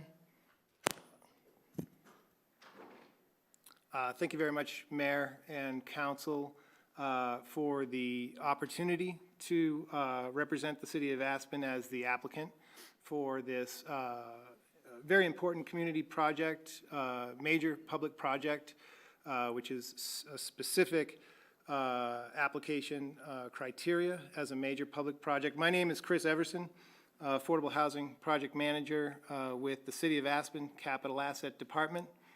I'm joined by the members of your design team with primarily Cushing Terrell Architects, who, by the way, were ENR Magazine's Mountain West Design Firm of the Year.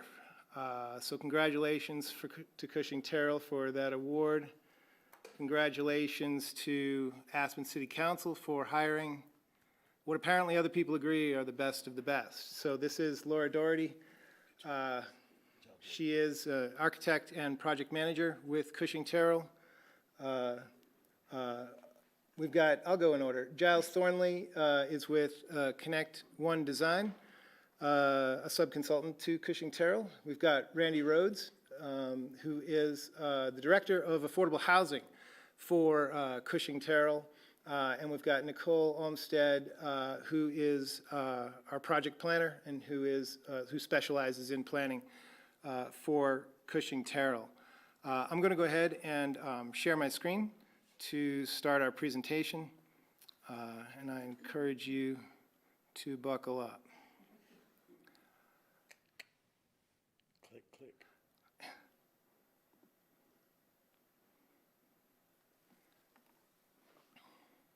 So just a few notes about our presentation today. We are going to spend some time on where we've been, so that provides some context for where we are. We're going to start with the housing crisis. We're going to talk about the vision and philosophy of affordable housing here in Aspen. We'll talk about the outreach and design history related to this particular project and the design process. We'll talk about the development process and how we see this development occurring. And we'll talk about the due diligence that has gone into this project to this point, which is very significant. Then we'll talk about where we are now, and we'll talk about the project timeline, the guiding principles for this project, and how we've arrived at those. We'll talk about the sustainability program and the sustainability certification that the City of Aspen has suggested that we seek. We'll talk about the siting and massing of the site, get into the site design in the application. We'll talk about, of course, the architectural design, and then we'll talk about the project implementation and phasing.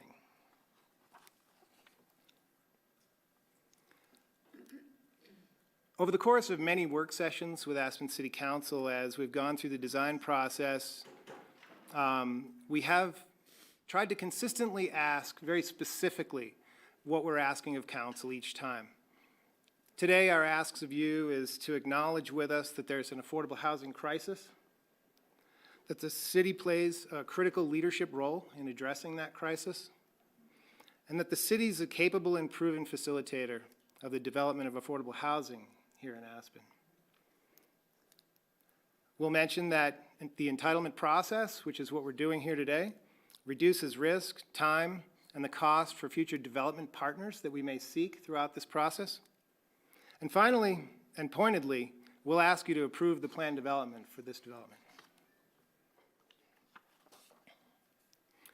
First, to provide you with the context of where we are now in our application, we want to set the stage for that by talking about the affordable housing crisis. Many of you were at the recent, I guess it was March, so not so recent anymore, Affordable Housing Summit, Regional Affordable Housing Summit that was organized by Gail Schwartz. One of the things that we've noticed in recent years is that the affordable housing crisis has grown beyond our boundaries. And many of the municipalities and counties in our region, looked to Aspen as a leadership role in this space, right? So we know that the local housing supply doesn't meet the need locally. We know that employers are challenged to recruit and retain employees given the housing crisis. The regional housing study tells us that there are thousands of new affordable housing units that are urgently needed. Whether or not we want to agree that there's thousands of units that are needed, we're going to ask you to approve 277 new units today. So a long way from thousands of units, but a roadmap that allows us to at least start to gain some ground against that deficit. So what is affordable housing? It's defined by HUD as housing for which, the occupant is paying no more than 30% of their gross income for housing costs. People who are paying more than 30% of their income towards their housing costs are typically considered cost burden. We know that affordable housing is essential for recruitment and retention of employees. We hear that nearly every day in Aspen. We understand that not paying more than 30% of your income frees up family resources for other things like nutrition. We understand that affordable housing allows us to have a healthier population, a healthy local year-round economy. It reduces stress, provides a workforce to our community that's reliable and resilient. And I'd also add that time not spent commuting allows people the opportunity to participate in the community where they live and become valuable members of our community. The affordable housing philosophy in Aspen is long memorialized in the Aspen Area Community Plan. We understand that it says that Aspen believes in a strong and diverse year-round community and a viable and healthy local workforce, and that those are fundamental cornerstones to the sustainability of the Aspen area community. The Aspen community has consistently supported affordable housing through both the real estate transfer tax, the extension of the real estate transfer tax, the sales tax, and recently the addition of a new resource, the short-term rental tax, which will actually increase your resources that go toward affordable housing. So how can this project at the lumberyard help? Well, in response to that urgent need, you have an opportunity to approve a project that will provide 277 new deed-restricted affordable housing units with 195 new affordable rental units and 82 affordable ownership units. That variety was arrived at through an extensive community engagement process that included market studies which helped us to establish that we should plan for a variety of unit types and a broad range of incomes to be served. And this question came up many times at this table. Who is this housing for? And I think you probably remember us talking about that.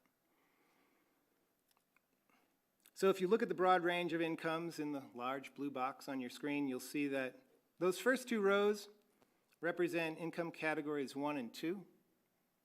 And so those are the lowest incomes in the APSHA system. And about 50% of the project will serve the lowest income workers in Aspen and Pickens County. We'll spend a few minutes looking at that third bullet point. That's income category 3, which is roughly 85 to 130% of area median income. A third of the project is going to be dedicated to category 3. That's the largest growing income cohort in Pickens County. The bottom two rows, 13% of units category 4, 5% of units category 5. We didn't really used to include a lot of category 5 units in our project, but because the affordable housing crisis is getting worse, we now have to. So by serving this broad range of income levels, the lumberyard will help ensure that more people who provide critical services to Aspen's community and our year-round economy have a local place to call home. When Cushing-Terrell first got involved about 2 years ago, one of the first things we did was study what you say about your town and how important affordable housing is to that. So we looked at the town's vision, the philosophy statements, and we also looked at Aspen Pitkin County's statements about affordable housing. And from that, we fashioned a project statement. Next slide, if you can do that. Thank you. So this vision statement for the project is a stable, thriving, affordable neighborhood that's pedestrian-friendly, environmentally sustainable, it's connected and welcoming, and it looks, lives, and feels authentically Aspen. Next slide. Yeah, and I just want to add that when Cushing-Terrell came on board, spent some time understanding our town, spent some time understanding the goals for this project. They've shown City Council this vision statement every single time they've given a presentation to Aspen City Council. And it's driven this entire process. So we also spent time talking with council and with the community about what are the most important guiding principles for this neighborhood. So community connection, sustainability, a neighborhood that's pedestrian-friendly, a place where people can live well, and a place that's authentically Aspen, where the guiding principles from the beginning of our effort that really shaped the direction. And through that process, we also learned and discussed and agreed on the project priorities. Those are maximizing the affordable housing on the site, prioritizing the bedroom count. I remember we talked about pillows. Number of pillows are important. It's not about units, it's about people. Maintaining livability, Ward, I remember we talked about livability from the very beginning, how that was central to what the council wanted to make happen on this site, that this was a fantastic place for people to live where they could have a high quality of life. We discussed, and there was other scenarios that were thought about before Cushing-Terrell got involved, but the idea that this really needs to be devoted, this site needs to be devoted to maximize the affordable housing opportunities on the site and provide for a potential early childhood center. That's all what you'll see on the site plan that's included in the development application. And the fourth item, moving forward as quickly as possible to address the housing crisis and get a sustainable, high-quality neighborhood built. Yeah, thanks, Randy. I just want to mention that council has seen this vision and philosophy over and over throughout this process. And the notions of maximizing affordable housing, particularly the bedroom count, maintaining livability, and minimizing other uses. Devoting this entire site to 100% affordable housing has been an underpinning philosophy to the entire process. If it wasn't, you'd have a different project. But with these as the goals and the priorities, that's how we arrive at the designs that we have today. So, in terms of the project timeline, the city of Aspen procured the lumberyard property in 2007, top left of that slide, annexed the lumberyard property in 2011. We were asked in 2019 by City Council to begin the design process for this development. We started that process with community outreach. We didn't start that process by designing with our own preconceived notions. At the time, we were working with DHM Design, and we continued that community outreach and conceptual design process in 2020. And then at that point, we decided to move to the schematic design process, and that's when, through a competitive bidding process, you decided to hire Cushing-Terrell.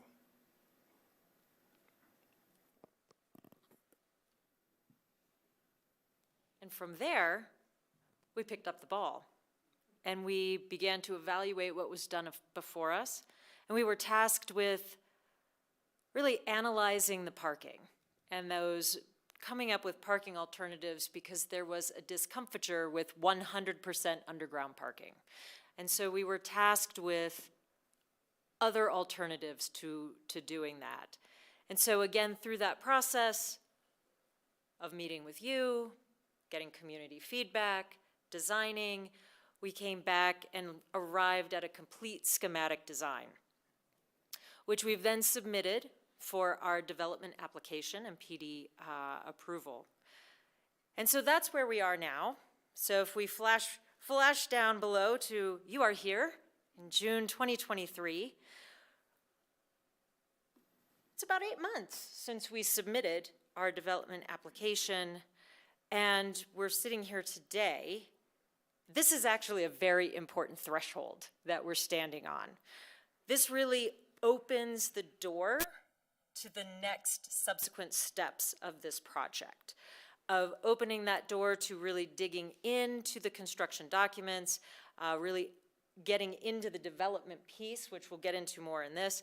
But this is that threshold moment that memorializes all of the decisions that this group, this table, what we've heard from the community that has gone into this design, this is what memorializes those decisions that have been made to date. And so this really begins to be that threshold moment of taking those decisions and then moving forward. And so that's where we are today. Thanks, Laura.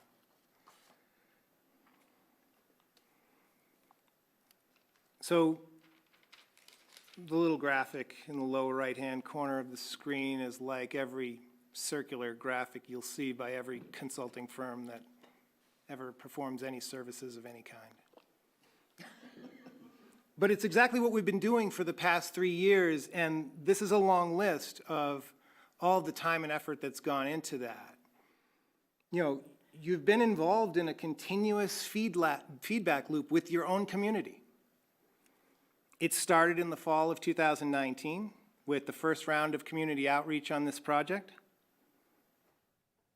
We then followed that up, and you know, this list says November 18th, 2019, but I recall 2 work sessions even before that. So it's a longer list than what's shown here. That was when we started looking at those density heat maps.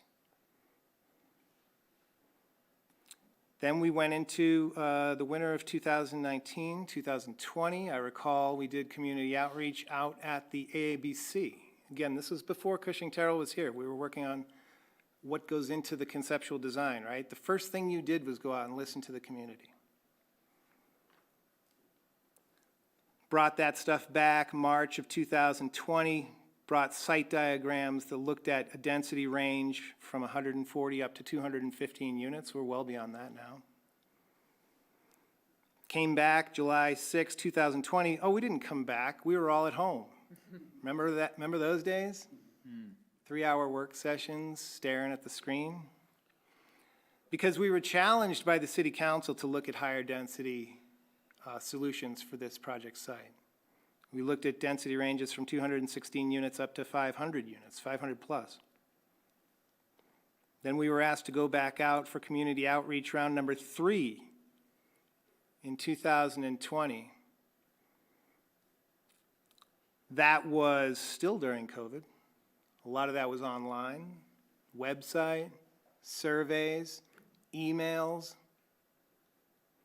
Came back to council in October of 2026 with our conceptual design site plans, and then brought that all together on November 23rd of 2020, where we reached a critical point in the process because City Council decided to thread the needle of this broad range of potential densities from 140 units up to 500 plus units.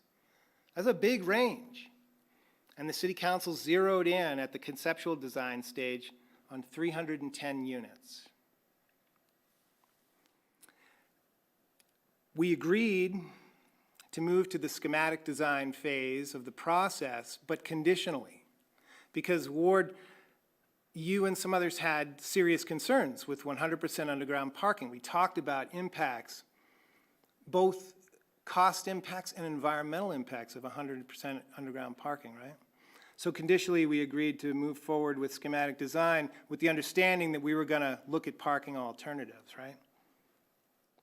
So Cushing-Terrell was then hired, came on board for that schematic design process, met with the City Council, I should say, on November 1st of 2021 to talk about those alternatives to 100% underground parking, and we're going to look at those. Then again, more outreach in 2021 in December when we were vetting those different approaches to underground parking with folks in the community once again to get their feedback and then again feed that back to City Council. So the schematic design process was extensive. In January of 2022, City Council selected one of those design alternatives. February, March, and April moved from 50% schematic design, 75% schematic design. We had an internet outage. We had to come back for another work session later. On May 16th of 2022, we finally reached the 100% schematic design level with the livability that council had asked for, through the community outreach process, with 277 units, 467 bedrooms. That became the basis for our development application, which was finally ready to go in September of 2022. Came here again for another work session where City Council specifically directed us to submit the application to community development so that we could have this process. That was 8 months ago. At the same time, we were also instructed to go out and have another round of community outreach where we vetted the contents of the development application with members of the community. So the objective of all of this was to make sure that we were going to get it right. We were going to listen to the community. Sometimes people say, oh, the city's going to do what the city's going to do. They're not really listening. The city council tried to listen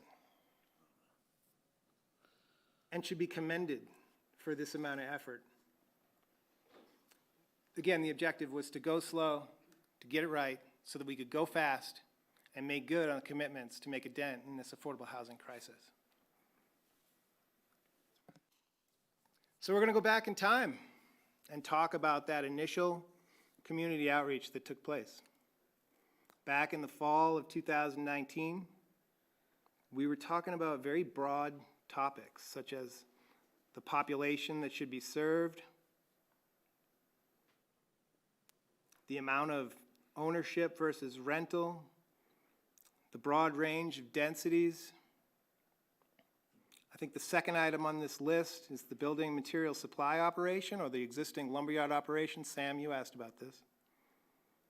We had extensive conversations here in this room at this table about the pros and cons of whether or not we should continue to have some sort of building supply operation on this site. And it depended on who you asked. If you asked anybody involved in the building or development industry, they said we need that. And if you asked anybody who really wasn't involved in the building or development world, they said we need the affordable housing more. And ultimately at the time, the city council said we want to prioritize this site for 100% affordable housing. That same conversation about the building material supply operation applied to mixed use and other uses such as commercial. Should the city consider putting some type of commercial on the project site to serve this population? There was a lengthy discussion about not undermining the free market commercial uses at the Aspen Area Business Center and how that would be doing a disservice to both the leaseholders and the lessees, and providing those opportunities for those businesses at the ABC to serve this population, to evolve with this population at the lumberyard, to provide critical services to this population. So not undermining those commercial businesses and leases in the ABC was part of that decision-making. There was desire, both community-wide and by the council, to maintain some space for childcare, another critical need in the community. We hear it over and over as well. So you'll see in the plans there's space set aside for childcare and affordable housing and nothing else. In terms of transportation and transit, we heard over and over how important connectivity is. The connection to Highway 82 and the intersection and the CDOT access control plan, which is essentially governing our frontage road and our signalized intersection. The CDOT access control plan is signed by the state, it's signed by the county, and it's signed by the city of Aspen. Once again, Sam, I think it was you that asked the question about alternatives. We didn't put the CDOT access control plan in place. I'm told that at the time, underpasses were evaluated, roundabout was evaluated. There's no warrants. In order for the state to put something like that in place on Highway 82, it has to meet warrant criteria. It doesn't meet the criteria, and that's why long ago it was decided that this area was going to get a signalized intersection when this site was developed. Doesn't mean none of it can't be changed. But compliance with the CDOT access control plan is a fundamental underpinning to the design of our site and our roadway system that we'll talk about later. We talked about parks and open space. The questions about noise and air quality came up at this early stage of the community outreach, and we'll talk about how we've been all along addressing those things.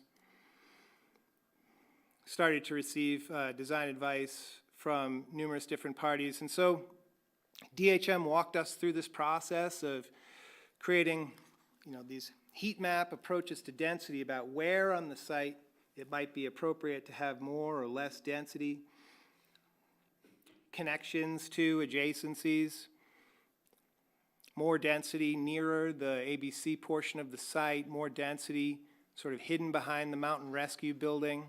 And we'll talk about the site a little bit more to get you familiar. I think I recall some folks commending DHM on these visuals. That led us to the second round of community outreach at the winter of 2019-2020. There were some topics that started to emerge with folks in the community about actual consensus, like the site is appropriate for housing.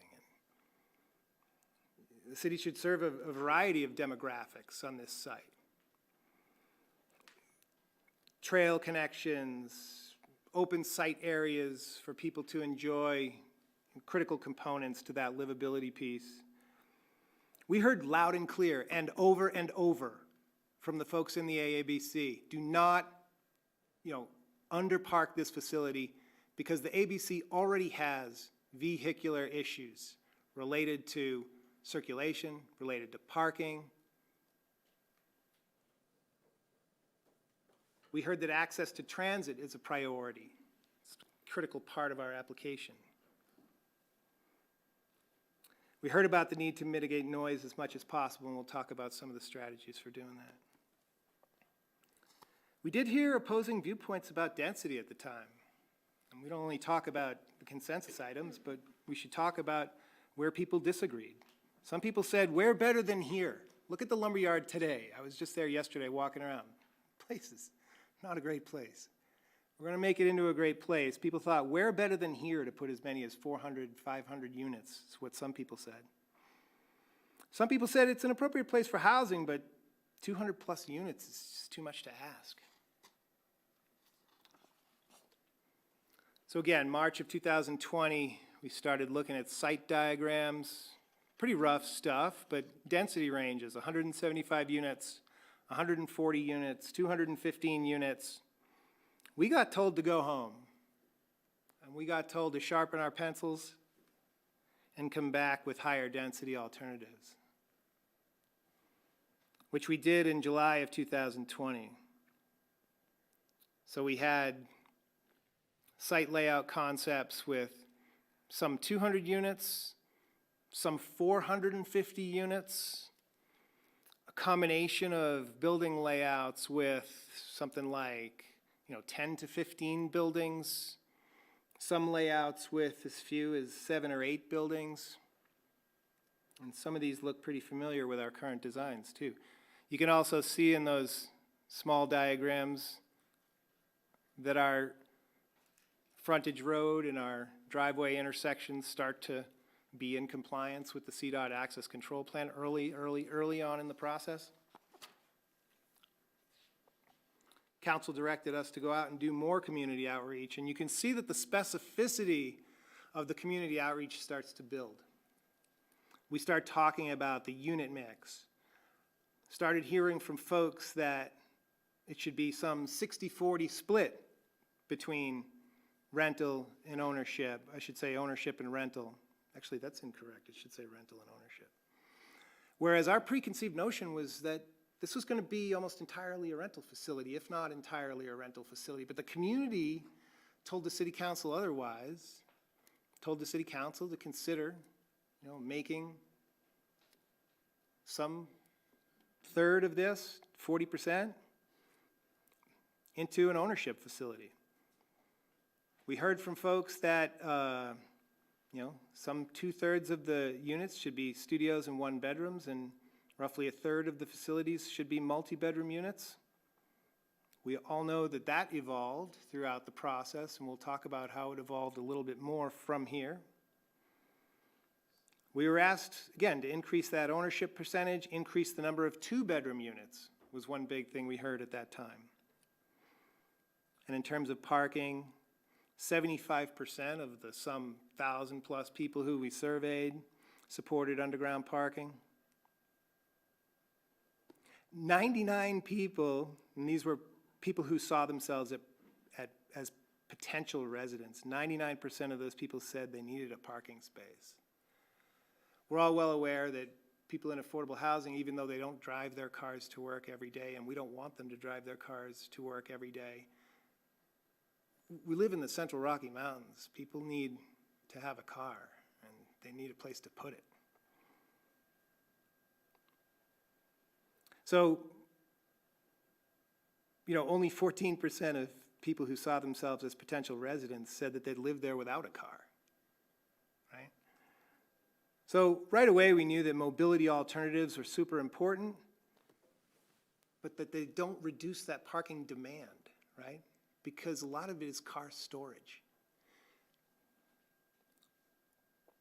We looked at co-living, where we had tiny studio units and lots of common area spaces. The irony there was that it was in the middle of COVID. So the idea of those common area spaces almost undermined itself during COVID, right? But we also decided throughout this project that studios create a difficult living situation for people, and at one point or another during the process, we decided to modify all of the studios into one-bedroom units. So we have very few three-bedroom units. We were asked to increase the number of two-bedroom units, and because of the concerns about livability, the stresses on people, the ability for people to live and grow and become part of the community, the City Council asked us not to include any studios. All the studios became one-bedrooms. We started looking at the style, the height. Generally, people were supportive of height because with height you can achieve density and still allow for some open space and livability type amenities, right? 75% of the community outreach folks agreed that the ABC should provide commercial services to the lumberyard and that we shouldn't have those on the project site. Majority of people agreed with including space for childcare.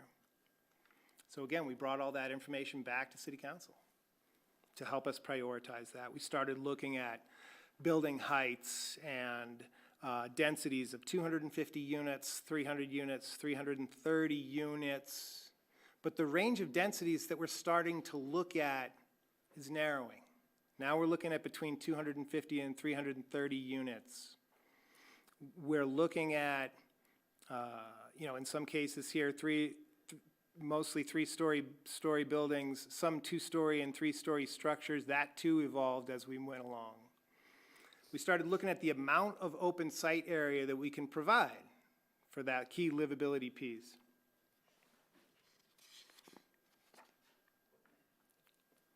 So then again, in November of 2020, we arrived at that critical 310 unit density, 100% underground parking in this conceptual design plan. This was a critical step because we knew that we were heading in the direction of four-story buildings. The project team sort of was saying all along, if you tell us to reduce the parking, we'll reduce the parking. But we never had a majority saying to go against that community outreach and reduce the parking. But there were concerns that it was all underground. And so we did agree conditionally to move forward with the schematic design process. At the time, competitive bidding process, RFP, Cushing-Terrell rose to the top. You chose to hire Cushing-Terrell to take that on. And like Laura said, the first thing that they did was look at parking alternatives to 100% underground parking. But first, it speaks to the approach and the thoroughness of these professionals, because the first thing they did was ask us to agree on what is council's and this community's vision for this project. What are the guiding principles and goals of this project? Because we can't design it without knowing what your goals are.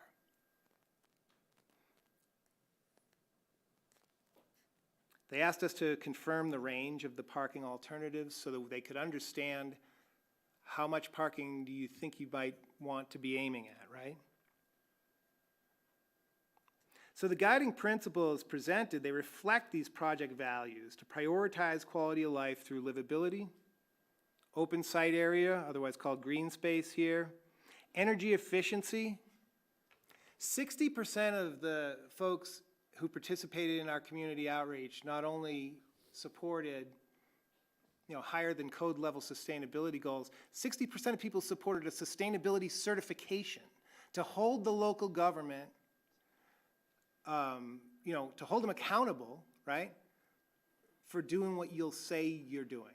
No longer not including renewables in affordable projects, right? And so adopting that sustainability certification started to become part of the guiding principles. Cushing-Terrell created these different alternatives. You recall they had these names: pivot, latch, hinge, and flange. They all had different amounts of above grade and below grade parking, some different approaches to building siding.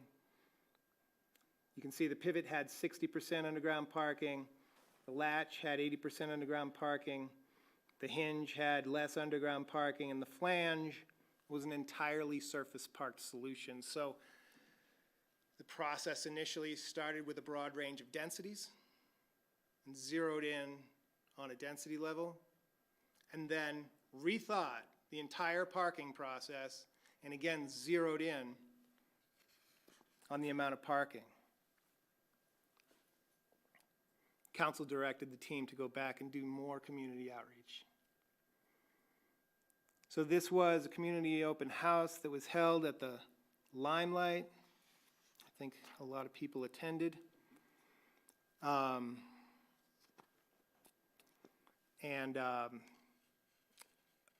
Putting parking underground was largely supported, and the use of carports. We heard a lot of open-ended comments consistently in support of underground parking. One of the big reasons was because by putting parking underground, it frees up open site area for people to have some sense of livability and enjoyment living in Aspen, right? Even when faced with limited funding, we made people go through this exercise where they had to prioritize their use of dollars, right? And people still were supportive to spend money on underground parking, even when it limited their choices for other things.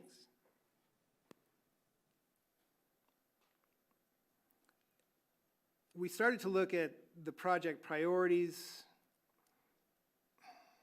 things like enhanced amenities, both indoor and outdoor. We were hearing loud and clear by then concerns about traffic impacts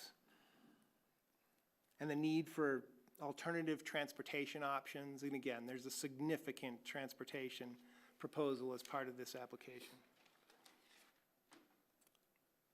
We heard from people over and over that the open space on the site should be generous. It plays a key role in the design that's proposed.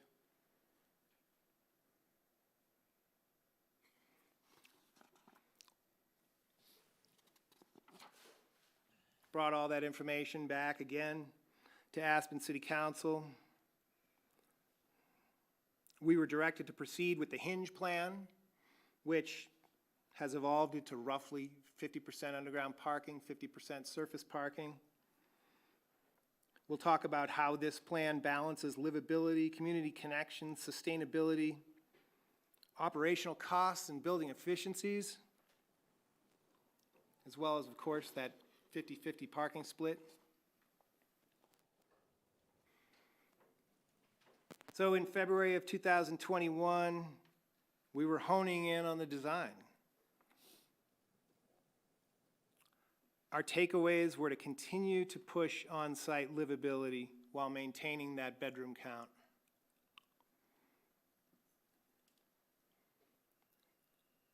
Tori, you asked this team specifically, at this critical stage, are we asking too much? I quote you. What is the design team's recommendation for the best path forward, you asked? The Cushing-Terrell team put two plans on the table. One was the Stay the Course plan with 310 units, which had some tight areas in the site design, and they were recommending that you consider reducing that a little bit, just to make a little bit of room so that the civil engineering could be more feasible. Everybody hated that rendering. We basically got told to, don't ever show that again, and come back and do a better job. But the importance of that is that the context. We were asked to think about the context of Deer Hill, the surrounding conservation easement. How can that be a part of the visual experience in this important corridor at the entrance to Aspen?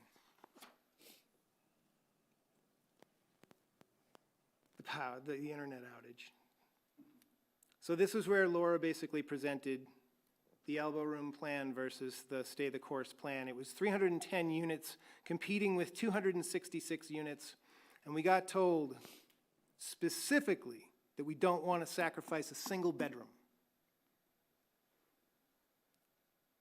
So we got told, find a way to make this work somewhere between 310 units and 266 units without decreasing the number of bedrooms, because the elbow room plan did suggest reducing the fourth floor of buildings 1 and 3. And I insisted that we show you guys the drive-by scene with the entire fourth floor, or the elbow room had the fourth floor set back. And I was surprised when the city council said, do not remove any of those units, or I should say, do not remove any of those bedrooms and keep that entire fourth floor. They didn't want to do it. I said we had to show it. Because I thought, well, maintaining the number of bedrooms, maintaining the quantity of affordable housing on the site has been a guiding principle throughout. So in May of 2022, the Aspen City Council arrived at their 100% schematic design with 277 units and 467 bedrooms. It's 100% four-story massing. The buildings are sited in such a way that we'll talk about, provide significant amount of open space. It's got 50% underground parking, 50% surface parking. This became the basis for our development application, which we presented here in September of last year. We asked, does the contents of this application meet your expectations? Can we formally submit the application? We were directed to submit the application. We were further directed to conduct more community outreach about the contents of the application. So we had another open house, more online surveys with more than 300 participants, a little bit less this time. But the majority of participants felt they understood the project, which was positive. The majority of participants approved, or at least partially approved, the project as designed. So the community was hearing you, hearing them.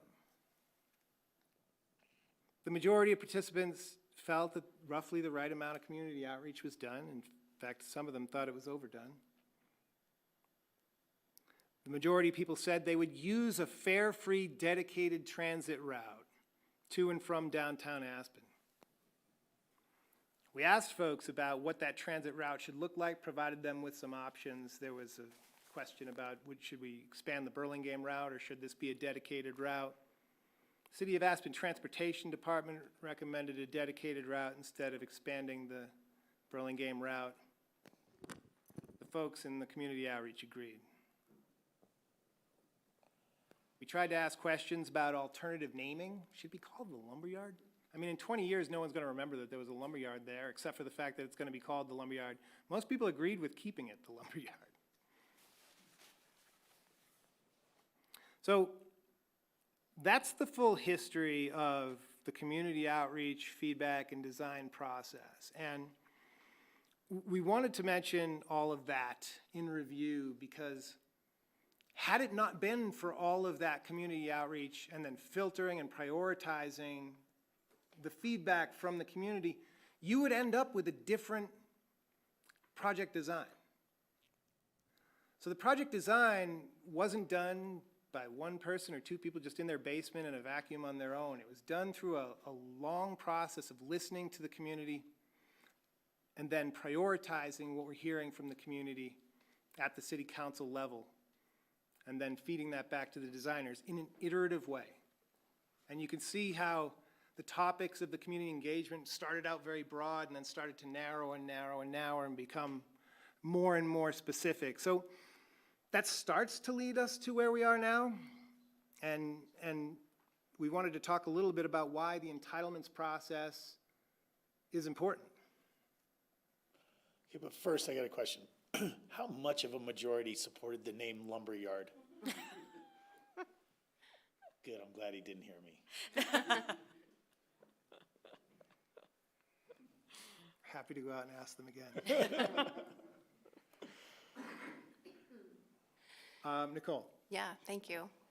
So part of this question about why are entitlements necessary, it's really important to go back through and remind the council members that took place or that were there and participated in that feedback loop about the amount of time that it took to go through that process, but also, you know, inform the new council members about that effort as well, because that's one of the major reasons, one of the major benefits of completing the entitlement process, is that an approval of the plan development will help guarantee that this community of Aspen ultimately receives the type of project that they have told us and you over and over again that they want to see. So that understanding 3 years of conversation that took place, that's something that you will then, through an approval of a PD, you will then capture it and memorialize that as a starting point of saying, this is what our community wants to see. In a more practical sense, another way to think about why is an entitlement necessary speaks to the fact that the current zoning, right, that we have in place doesn't allow the construction or the development of housing on those locations. The existing zoning was put in place to memorialize and allow the existing uses to continue to operate and move forward. But if the intent of this property is to be used as affordable housing, which we have heard over and over from the members of the public, and we've, you know, that the council has supported, that this is a spot that we want affordable housing to be, the only way you can say that it's even possible is to rezone it, and you rezone it through an entitlement process. By rezoning it and getting that approval for a new compatible zoning, you make it more attractive to potential developers, right?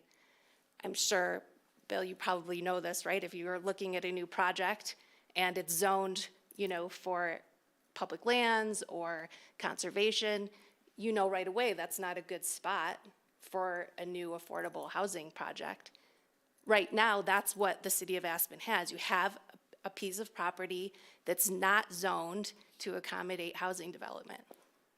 So by taking that off the table, placing the zoning to facilitate development, you attract potential developers to say, this is feasible here. The other thing that it does is the PD process and for the city of Aspen is unique in that you also include some more specificity a little bit about what you want to see there. And so identifying those essential project requirements, those things that we heard from the city, those concepts on those thresholds on density, the emphasis on making sure that there's enough elbow room and open space, that it's adequately parked. Those types of essential project requirements then become upfront criteria for a project or a new developer to consider and bake into their ideas on what could be done there.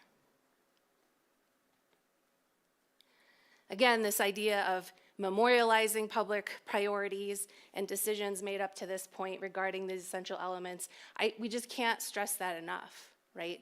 The timing of moving forward and recognizing the good work that the city has done to ensure that the project reflects what was heard and captured by public engagement. The PD approval captures all of those elements and says, this is where we're thinking, this is where the city wants this project to be. Another way that the entitlement process is necessary is that it allows the city to proceed with the installation of access and infrastructure that's needed to expedite affordable housing construction.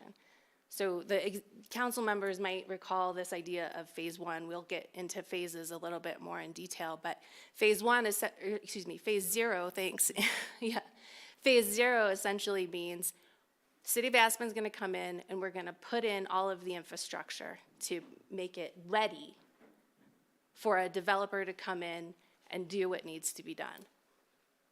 You cannot move forward with the installation of infrastructure without an entitlement approval. So that's another key understanding point. If you're wanting to make the site attractive to developers, a PD application approval is helpful.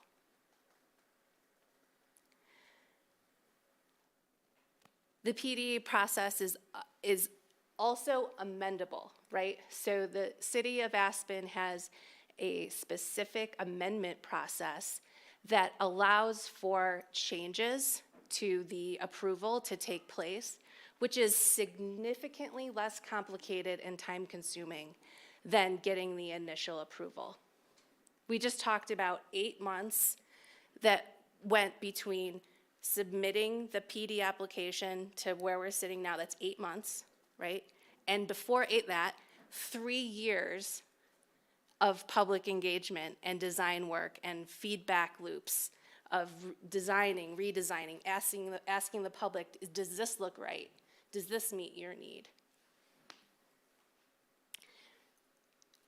Amendment of a PD does not necessarily include all of that time and all of that effort. It's significantly less complicated.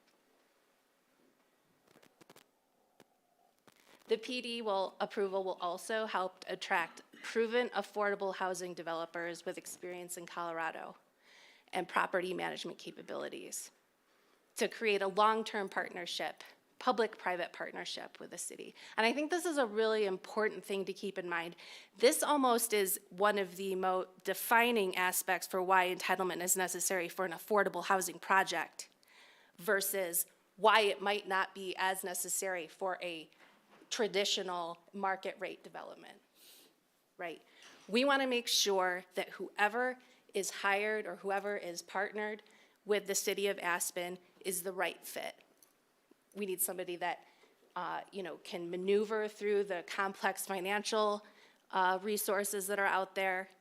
We need somebody with, if their company can't do it, somebody with a relationship or knows about the property management capabilities necessary in order to facilitate, a functioning affordable housing development. And the last one is kind of an interesting thing to consider. And the last one is that the PD allows for the city to set the best terms and conditions within the RFP, and it provides an opportunity for the city to evaluate similar proposals. So approval of the PD, approval of this entitlement, will allow the City of Aspen to say, these are our priorities.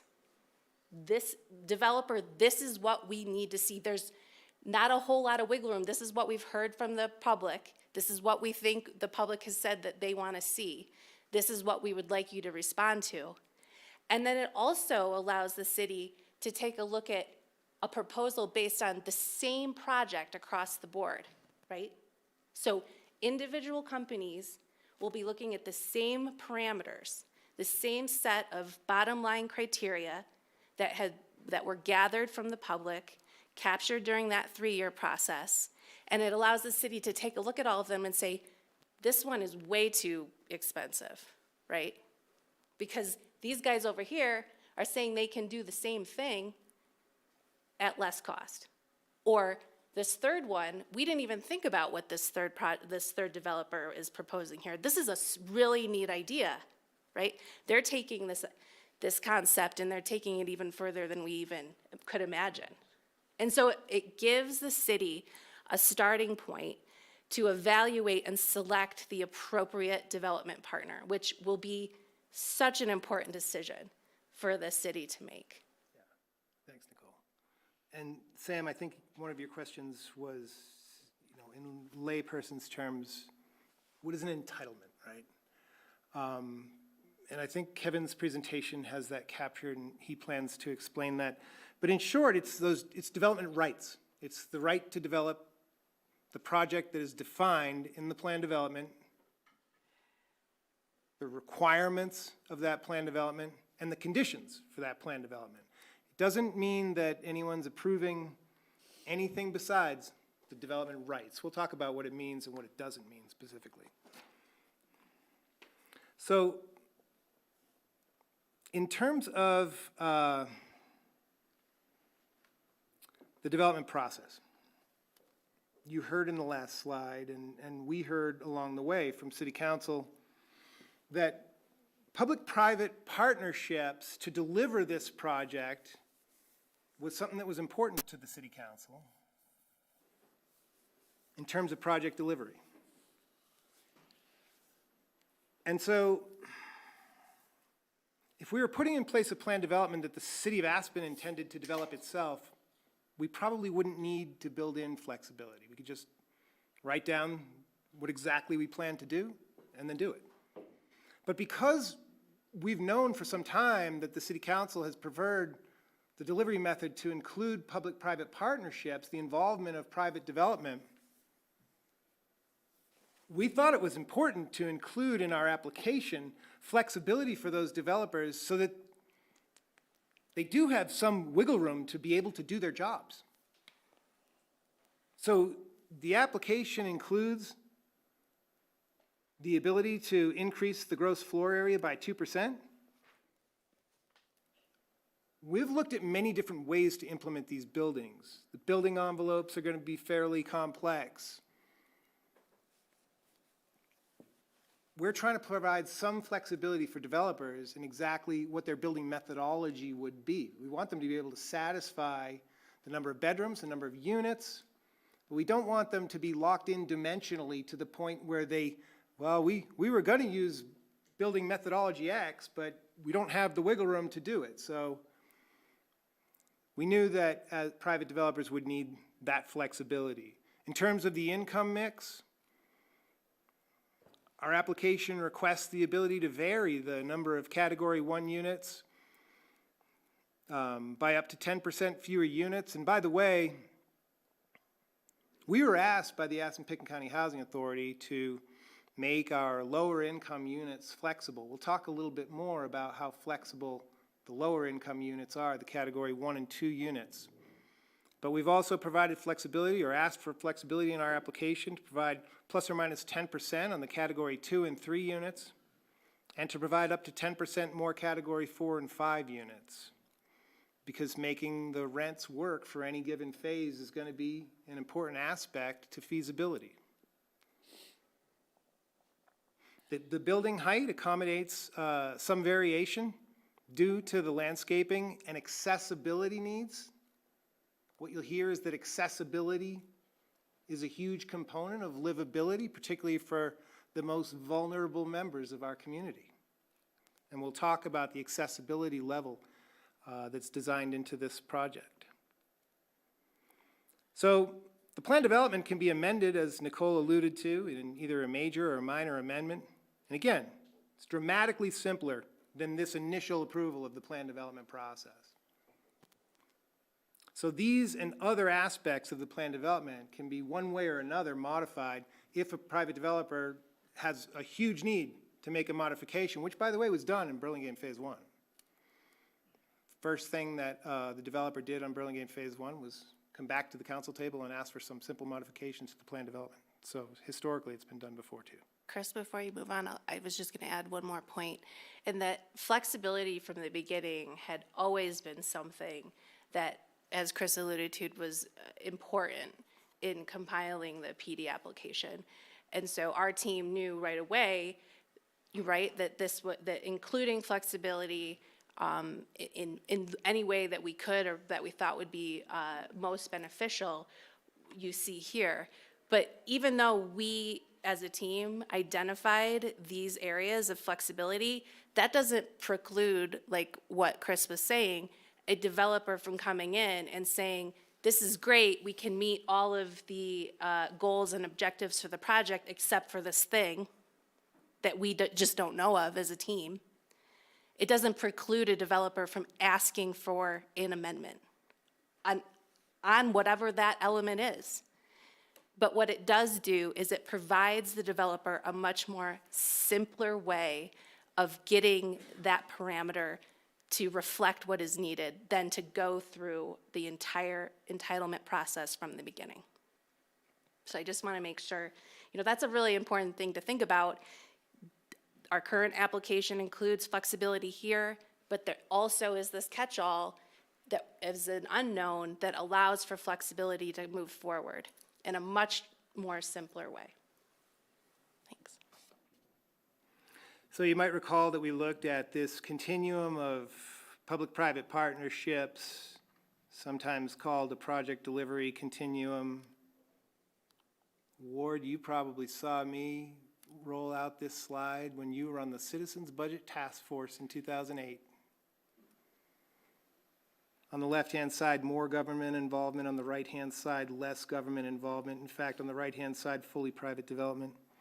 Obviously, the city's delivery of Burlingame Ranch Phases 1, 2, and 3 were all largely entirely public projects on the far left-hand side of that scale.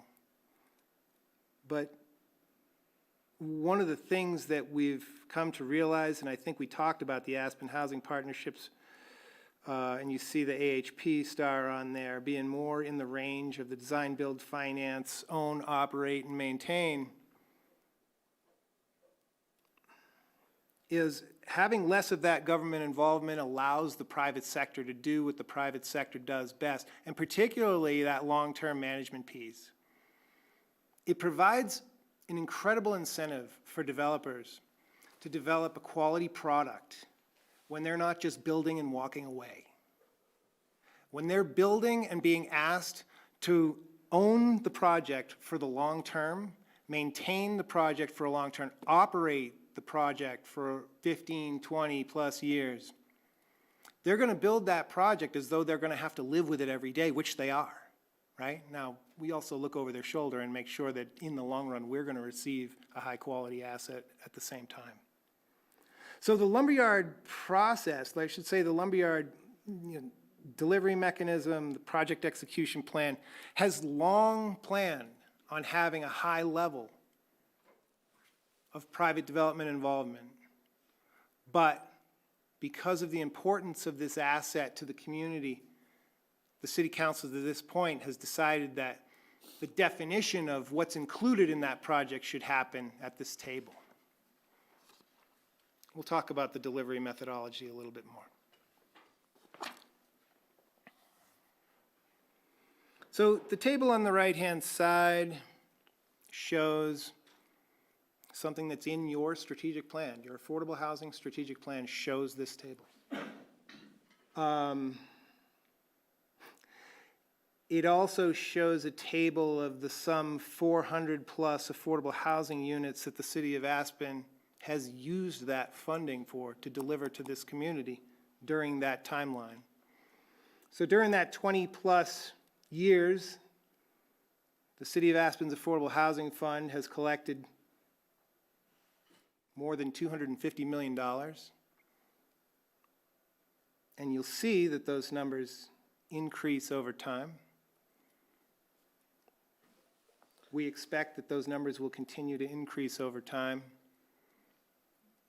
And we also know the construction costs increase over time. The City of Aspen has several funding options for the implementation of this project. The city has significant funding sources for affordable housing. In fact, this substantial source of affordable housing funding is the envy of municipalities, counties, housing authorities all over Colorado. The city's demonstrated that we can deliver affordable housing developments through this funding source. Voters recently approved a new STR tax, which is going to augment this revenue stream even more. So providing you with greater tools, we should also mention that the city has the ability to issue debt and a very high rating. So there's numerous tools that the city has to be able to fund this project. There's an existing paradigm for how the city funds these projects.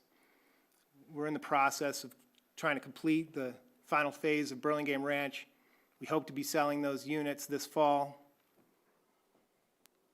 Again, proving that this affordable housing funding source provides the city of Aspen with the flexibility to do that. Burlingame Ranch has taken some 20-plus years, but that's the significant variable in all of this, right? Is how much time it takes. I'm going to talk about that a little bit more, but first we want to mention that, you know, the financing requirements are incorporated into the design. The bedroom and income mix are aligned with our market analysis. The tools are there. When we ask developers to propose to us how they would develop this,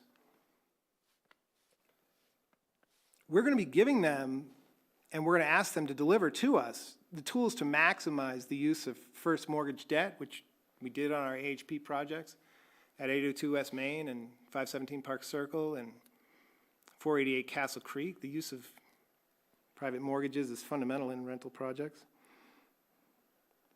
Tools to use subordinate debt, state and federal funding programs. Oh, by the way, we recently had an application in for $10 million in state funding for the infrastructure portion of this project.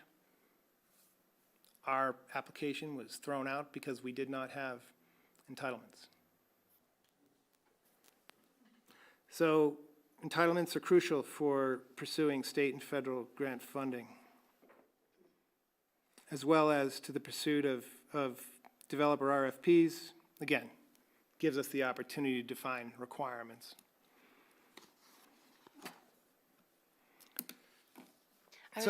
Chris, I was just going to add one more thing before you move on, if that's okay. Sure. Another thing to just clarify is, you know, Chris just summarized a number of different funding mechanisms because we know that that's high on the interest list for the council. But I just want to stress that the approval of an entitlement, the approval of a PD application does not pigeonhole the city into any one of those mechanisms. So we're acknowledging that these are all of the options available, the approval of, but that is different and not connected to a PD approval. Yeah, thanks, Nicole. So when we talk about how will the project be developed, an entitled project is more attractive to affordable housing developers because it reduces their risk, right? Risk reduction is a key element of, you know, private developers. It clearly identifies the project requirements and, again, memorializes everything into the plan development. We've envisioned that the city would put in place the public improvements. That conversation with private developers goes something like this. So, would you prefer to take on the infrastructure development, or do you think the city should do it? Well, first of all, it's commonplace for municipalities to put in place infrastructure that facilitates the delivery of affordable housing. But secondly, the risk involved in the CDOT access permit, the signalized intersection, the trail undergrounding that you're gonna see at the driveway, the improvements in the right-of-way, all the underground survey that needs to happen, the abandonment of the sewer that's happening in the CDOT right-of-way, the frontage road that requires that we interface with both CDOT and Picken County. The developer does not want to deal with those things. They're like, if you guys could sort of do all that and then we pick up from there, that would work. So why don't you just put in like part of that frontage road and just the utilities to that point? And then the contractor who's in the room says, well, you know, knowing the City of Aspen Water Department the way we do, they're not going to let you put in a water main to a certain point and then just terminate it. Because you probably had discussions at this table about how the water department has very specific standards. And it's real commonplace these days that water mains loop so that there's no stagnancy inside those. So yeah, you guys should go ahead and put in that water loop too. Well, what about all the other utilities that are under the road? Yeah, so you guys should just do that too. So we'll come in and that infrastructure will be in place and there's just a developable site. Yeah, that works for us. We've had that conversation numerous times. I had that conversation again last Friday because I heard the question coming back up. And we arrived back at where numerous professionals have asked us to get to. So we're reaffirming our approach and recommending that the city develop the phase 0 infrastructure so that we can attract developers to the extent possible, or I should say maximum extent possible, reduce their risk as much as possible, define their involvement through putting in place the plan development so that there is no guesswork and there are no questions about what we're asking them to deliver. So who's the ideal development partner for the city? These are developers who embrace the vision of the project and their goals are aligned with, these project goals aligned with the city's goals, right? Having entitlements in place allows us to find partners who are in alignment with our goals, not, hey, they have very different goals than we have. How do we, get to a place where our goals are aligned? We want a partner or partners who have a proven track record in developing and operating comparable scale multifamily affordable housing projects. One of the projects that we pointed to some time ago throughout this process was the project in Breckenridge that is currently being built, which is 100% energy offset, being developed by one of the largest developers of affordable housing in the nation, Gorman, right? This is not a traditional market rate developer. These are developers who specialize in developing affordable housing. There's a publication called Affordable Housing Finance that publishes the top 50 affordable housing developers in the country. Their missions usually are specific to 100% affordable housing developments. This is the type of partner that the city of Aspen's looking for. Like McCormick, Barron, and Salazar, where Randy worked for how many years? 18 years. So in your expertise, Randy, is it in any way unusual that the municipality would put in place the infrastructure? Over the 30 years that I did affordable housing, 100% of the projects required and relied on the city bringing in those public improvements. Every single project. Unfortunately, in the country, there's affordable housing, developers who specialize in affordable housing is a growth industry. Right? It's an unfortunate problem to have. They typically bring, specific expertise in leveraging federal, state, local, and other financing tools. They typically bring expertise in utilizing tools to maximize first mortgage debt. It's common for them to provide long-term commitments, long-term operational plans, maintenance plans, including capital maintenance plans, so that when the city does receive a facility back after 15, 20, 30 years, whatever we decide, that we receive back an asset that's in good condition. This is their This is within their core competency. Oh, one more thing. Chris, I just wanted to add that affordable housing developers are a highly specialized type of developer. The premier affordable housing developers in the country are vertically integrated with expertise in finance, project management, design, construction, and property management. So the folks out there that would be looking at this would know that the city is absolutely committed to this vision that's outlined here. And the ones that would choose to respond to this RFP would absolutely understand that they've got an incredible partner with the city. And that's a huge, huge aspect of folks deciding where they're going to go. I'm just going to go back real quick to this third bullet point in the top part that I failed to talk about. We mentioned that the city has several ways of paying for this. We've modeled several different ways of paying for this. If I were here to tell you that there's one financial model to pay for this, you'd be right in calling me a liar. We don't know what the Affordable Housing Fund revenues are going to be in 2024, 2025, 2026. So any plan to finance these facilities should watch those revenues as they come in and pay close attention to those and be flexible with how we want to use those resources. But Sarah's probably going to cringe, but like, here's a model where we take 13 years to develop the facility. This uses no debt,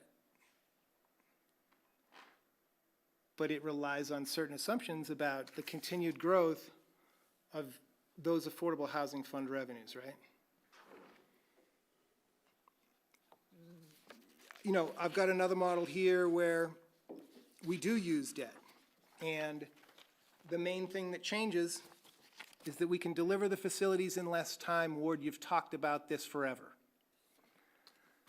The city that I know of has not leveraged its ability to use debt to accelerate the pace of development and provide us with the use of the facilities sooner and pay them off over time.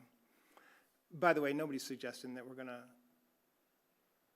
issue $400 million in debt. So I know there's been some conversation about that. So this particular model talked about $70 million in debt, which Pete Strecker, our finance director, has said might be feasible. But the city council can and should talk through these many different scenarios, and we plan to, and we want to do that right here. We're trying to put in place this plan development so that we can further the design process, right? Again, we only have schematic design, or what we're calling schematic design plus, so that we can sharpen our pencil on our estimates, right? Get involvement in being more specific in our finance plans. I think the two examples that I showed and that debt plan got us down to like 9 years. So big difference between delivering this whole project in 9 years versus 13 years. This group, this city council, and no city council can obligate a future city council for how they will and won't spend funds on other things, right? So the next city council or the next city council might come along and say, well, I'm actually going to push off the final phase of the lumberyard for a couple of years because there's this other important thing I need to invest in. So to say that there's one way to fund this is flawed. There's not only a working paradigm for how we would fund this, but we also have models, and there's a very extensive budget process that we go through every year with the finance department, and in fact, that process has already begun for next year. City council has many different ways of controlling the go or no-go decision on the actual implementation of the project by approving or not approving a budget, by approving or not approving contracts. And again, we'll talk about what the approval of this plan development means and what it doesn't mean. But to say that we've not looked at how this project will be implemented, maybe we don't like the plan, but to say that there is no plan is simply false. So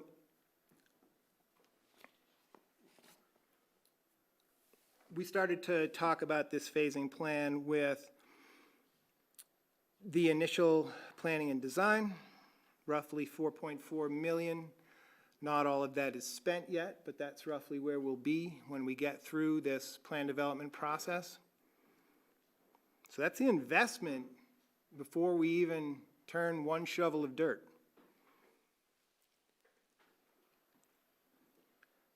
The Phase 0 site and infrastructure does include demolition of the existing facilities on the site, a significant amount of recycling of the materials on the site. Part of the sustainability certification is to try to set a stretch goal for the amount of materials from the existing facilities that will be recycled.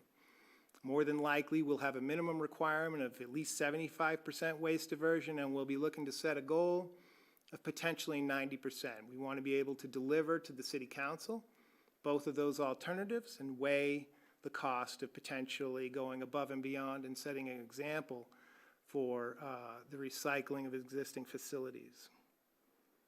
So our current plan shows that happening in 2024 and 2025, to be followed by the Phase 1 affordable rental, which is 104 rental units.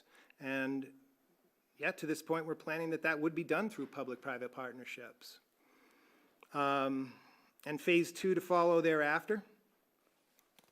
And the way we would put out this RFP, and this has actually been suggested recently by the developers that we've met with, is put the whole thing out. Give us the opportunity to try to see if the whole thing is within reach. I guess I've always kind of assumed with our resources that Phase 3 might be out of reach. We've always talked here about trying to do Phases 1 and 2 at the same time, but maintaining the flexibility so that if we can't afford to do Phase 2 sooner rather than later, we just bite off Phase 1. And we'll show you how the phases are designed to be independent of one another so that they can either be done together or separately. That Phase 3 affordable ownership, our application does request the ability to potentially rent those facilities for the first 10 years so that we could potentially use a first mortgage for 10 years and then pay that off after 10 years and flip those to condominiums. Sometimes we hear people say, why would you sell 10-year-old condominiums? 10-year-old condominiums are sold over and over and over all day long in the country.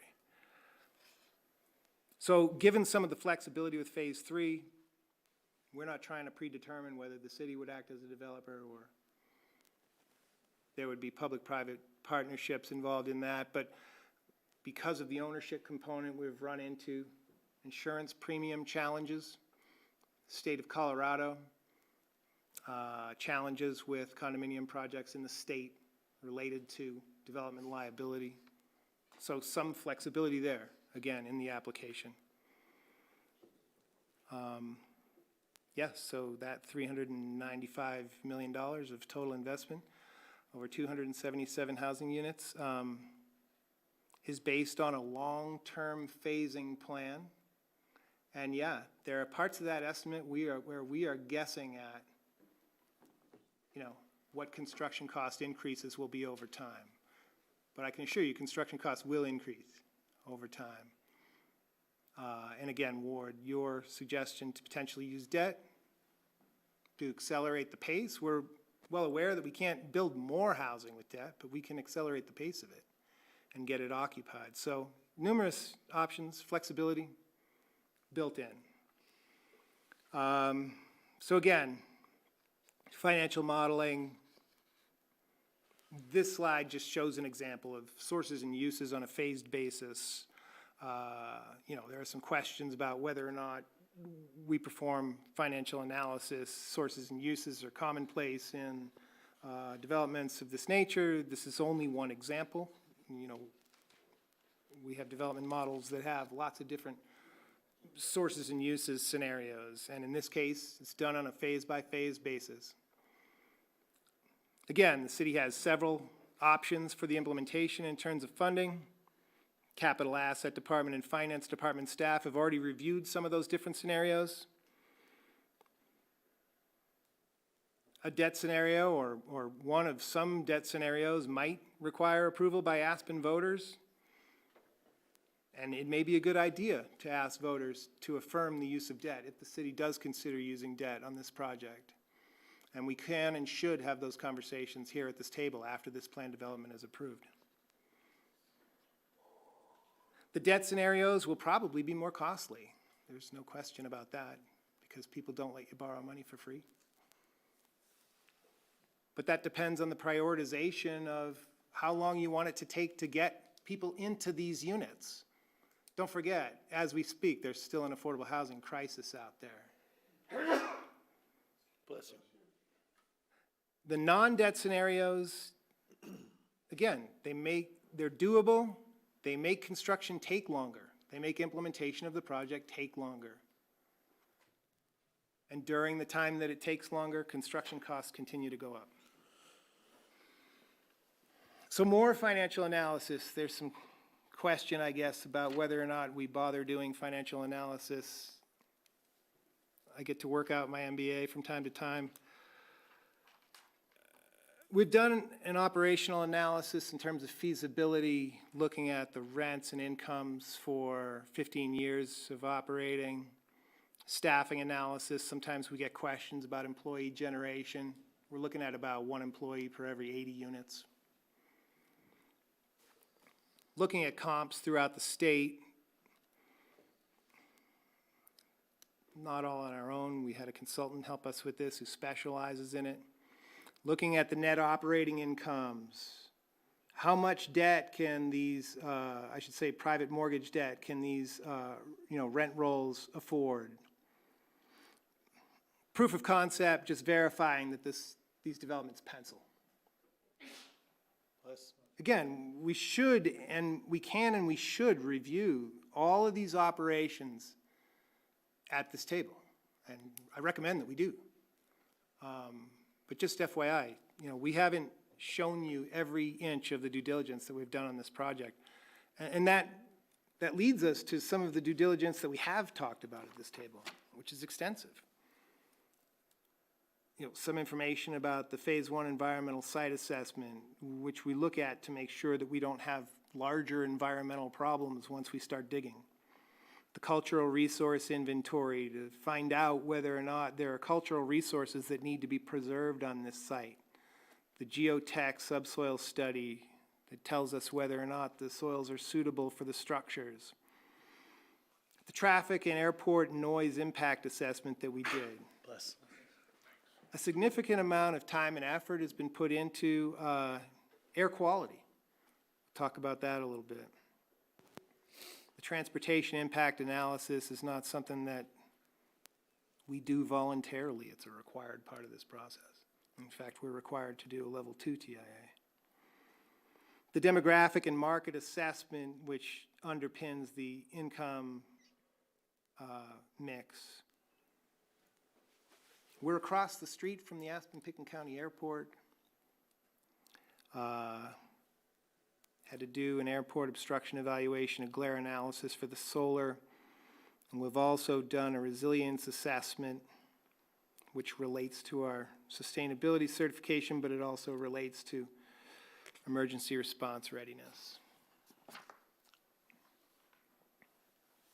So that Phase 1 environmental site assessment was done by Kumar and Associates. Showed no evidence of recognized environmental conditions. However, when we start the process of performing the demolition, there were some underground storage tanks at the site that showed up in our reports as having been remediated.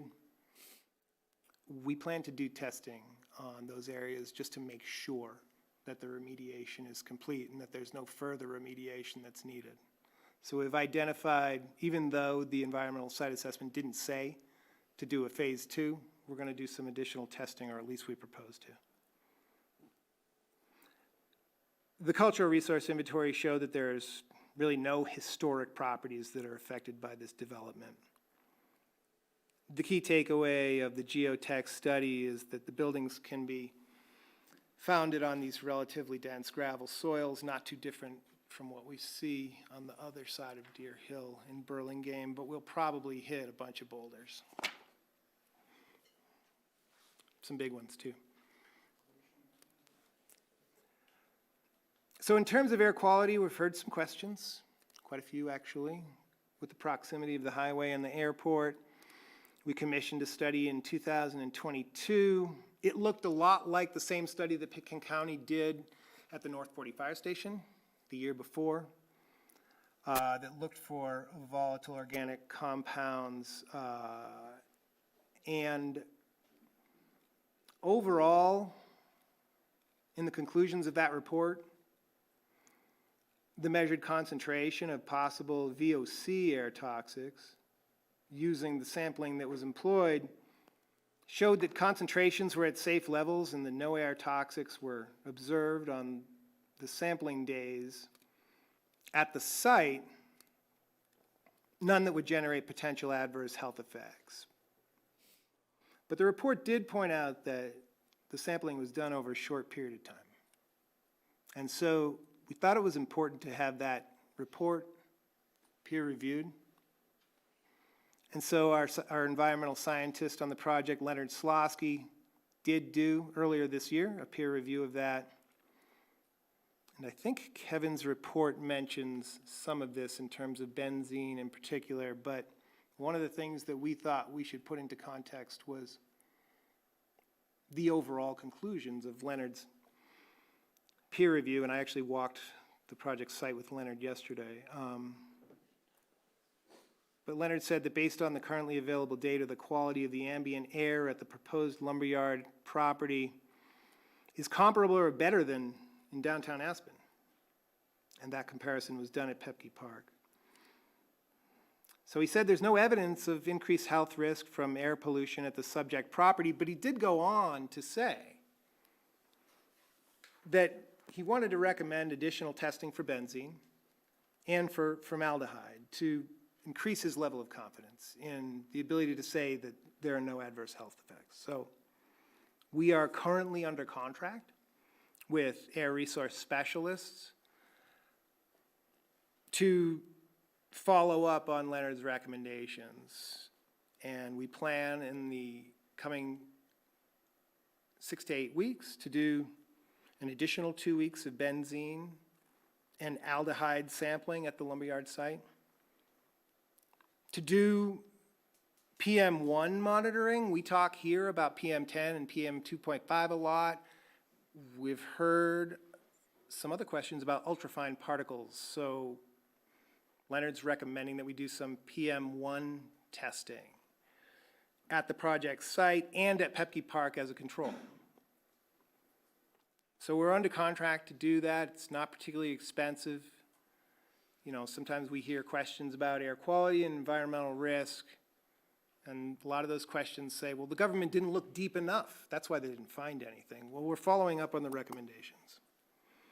And the results of those recommendations, the results of those reports, they'll be available to you before your budget review process coming up this fall.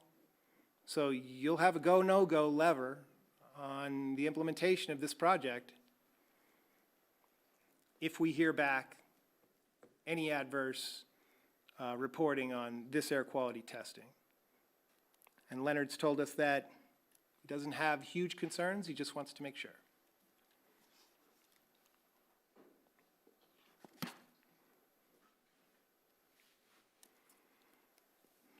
So the due diligence on the utilities, and Giles is going to talk about the utility plan when we get to the project design. But we do need to make upgrades to the electric, water, sewer, stormwater, and we'll show you what that looks like. We're well aware of the adjacency to the airport and the highway. When you walk the section of the trail across the driveway of the lumberyard today, the noise from the highway is unrelenting. As far as the airport goes, we're outside the 65 DNL contour, which is a critical noise threshold in terms of proximity to the noise from the airport. So the site is outside the critical 65 DNL contour. We pointed that out years ago in this process. And while the noise levels are elevated, they're within HUD guidelines. But, you know, Randy points out that when we did the noise level testing, the amount of noise behind the mountain rescue building is significantly lower than the amount of noise like right out on the trail in front of the mountain rescue or right in the lumberyard driveway. So we'll talk about the design strategies that Cushing-Terrell used to take advantage of the ability to shield the development from noise, both in the housing units and in the landscape areas.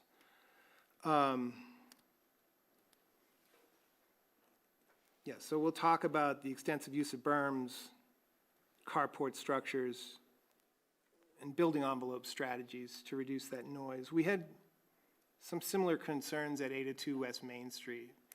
And I remember going into those units when they were completed and just being really impressed with the building envelopes and their ability to shield that noise. You open the door, you hear noise from the cars, you close the door, and because of our climate, you know, we have to use high-quality doors and windows, so it helps to shield the noise when you're inside the units. But we'll talk about the exterior strategies as well. So on the right-hand side of this slide, it talks about the transportation impact analysis. Transportation impact analysis is not something that we do out of the goodness of our hearts, it's a requirement. What is the purpose of the transportation impact analysis? In fact, for a project of this type, we have to do what's called a level 2 transportation impact analysis. It's part of the requirements in the municipal code. So there are requirements in specifically how you produce a transportation impact analysis. Like our traffic engineer can't decide how they want to do the traffic impact. It's prescribed by the City of Aspen Engineering Department, right? You have to use data a very specific way. You have to calculate trip generation a very specific way. And so, you know, we've heard some suggestions that like the traffic engineer did it a certain way. Well, the City of Aspen Engineering Department reviewed our transportation impact analysis, sent it back to us to be revised a couple of times, and then accepted it as complete. And so it's not something that we are allowed to make up. It is a specific review criteria. And so, but what's the purpose of it? Like, we've talked about this trip generation, automobile trips in and out of the facility. The purpose of the transportation impact analysis, particularly the level 2, is not just to calculate the automobile trip generation and decide whether or not we like it. The purpose of the transportation impact analysis is to calculate the amount of trip generation, right? So that you know how many trips you're generating based on very specific industry criteria and data. And then to propose ways to completely offset it, to mitigate for it, right? So all the trips that are generated, that everyone's talking about in the lumberyard transportation impact analysis, we're also proposing to mitigate for. The City of Aspen is not proposing a significant fare-free transit route out of the goodness of our hearts. It's to mitigate the trips generated, right? And so I'll talk a little bit more about the transit route, but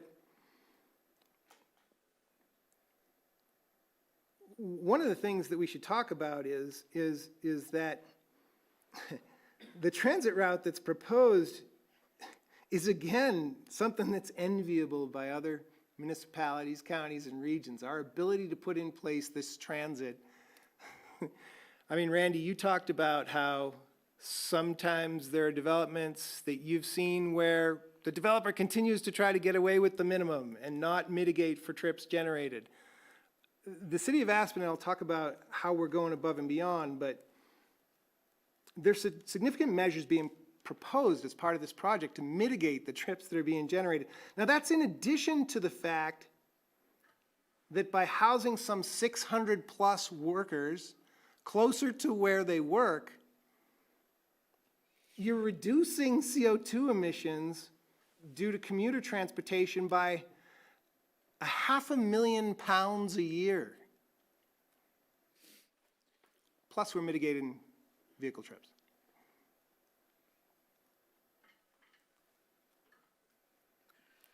When we were at planning and zoning, they asked for a specific condition that we provide further study of the level of service provided by the signalized intersection.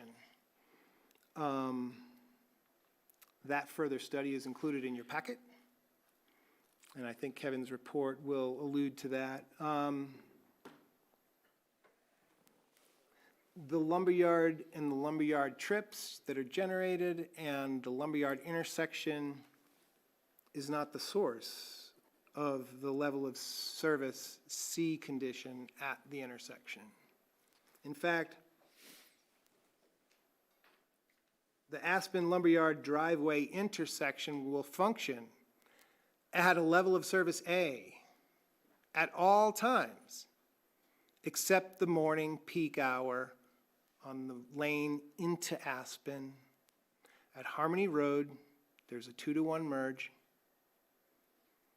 The 2-to-1 merge backs up, and it backs up through where this intersection will be. The lumberyard is not the cause of the level of the low level of service at the intersection. The cause of the low level of service at the intersection is our existing problem on Highway 82. Simply put, you can put a great operating intersection in a long line of cars, and you still get a long line of cars. But this only happens in the morning peak hour on the way into Aspen. All other turning directions operate at a high level of service. And our traffic engineer, Charlie, is with us on the call today, in case there are any questions. So, going to the next slide. And if you'll pause before you do go to the next slide, we're coming up on about 2 hours, and I need to give people a little break. So how much more do you have, Chris? We are halfway through. Okay, we're not going to make that tonight. I'll tell you that much. I'm going to call for a 5-minute recess right now because people need to take care of stuff. Thanks. We'll be back.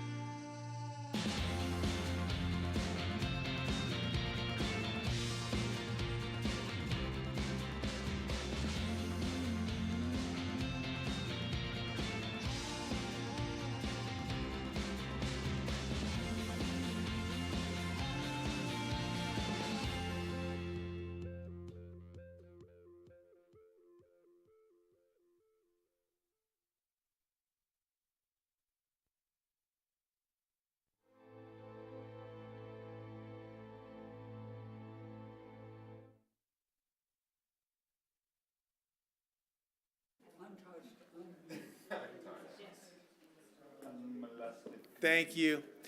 All right, welcome back, everybody. We just took a small recess here in our meeting. I want to let everybody know we were trying to get through this and get to public comment this evening.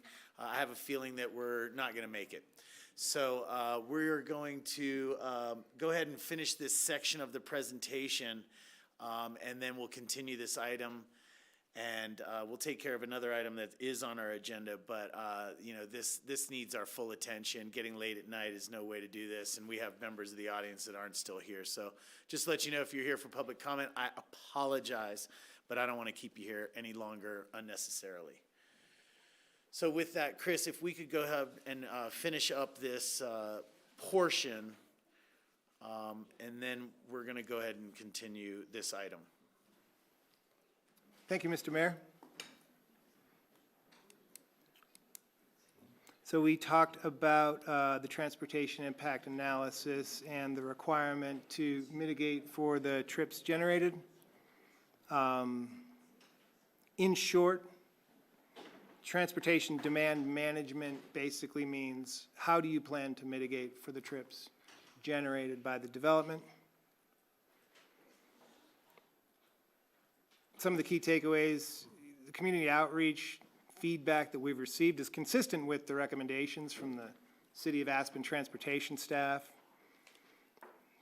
The preferred transit route is a dedicated route from Ruby Park out the usual bus route to the AABC, stopping at the AABC Down Valley stop, turning right at the AABC traffic light at Baltic Avenue, turning right again on the frontage road, following the frontage road back toward town in the direction of the lumberyard, stopping at the new lumberyard transit station, picking up people at the lumberyard, and then pulling out at the lumberyard driveway intersection, turning left onto Highway 82 and heading back on the usual transportation route back into Aspen, stopping at all those stops along the way. Fare free to riders on 30-minute intervals, year-round, 365 days a year. So based on the ridership at Burlingame Ranch, EPS has estimated 55 boardings per hour on average at the lumberyard at full build-out.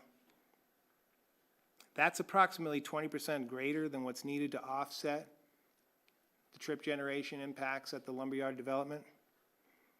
But also with the added benefits of serving the ABC and the added benefits of providing people coming from the airport who can walk under the underpass across Highway 82, and the airport director was slightly excited about this. People can get 30-minute service back into Aspen that way. So we can include a car share if it's decided that it's needed. Transportation Department is iffy on the car share because the use of the existing car share at the ABC doesn't really warrant another car out there at the lumberyard. But we do have WeCycle included in the process as well. So integration with the trail and the underpass and direct access to that, and WeCycle stations is part of the transportation demand management that's proposed for the project. So we want to mention that this has been a hugely underestimated part of the proposal, how important it is to have this 30-minute fare-free service to offset the automobile trips generated. We understand that there have been questions about the amount of parking and the use of cars, but providing this critical fare-free transit is a key component in making sure that people leave their cars where they're parked. Early on, as part of the project, we performed a demographic and market research study using economic and planning systems who have developed numerous housing demand studies up and down the Roaring Fork Valley. And again, as part of our process here, we focused on the graph at the right-hand side, which looks at change in employment or, employment increase. And this was from, I think, 2010 to 2020, so 10 years of change in employment by area median income. Category 3 was clearly the largest growth cohort in terms of income, followed by Category 2. These are the types of workers that we're generating most here in Aspen and Pickens County. So the income mix that is proposed in the application that we talked about earlier on in this presentation is based specifically on this recommended unit mix that was part of the due diligence that was done early on. We worked with the Aspen Pickens County Housing Authority staff on that.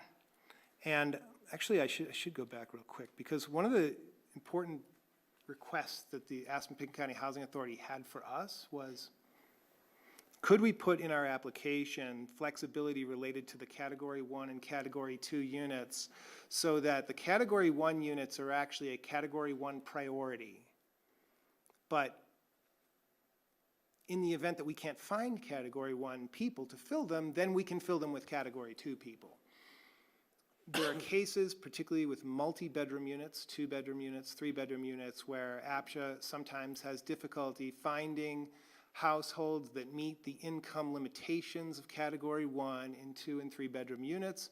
And in some of those cases, rather than having units go vacant, they would prefer the flexibility to put a Category 2 household in there.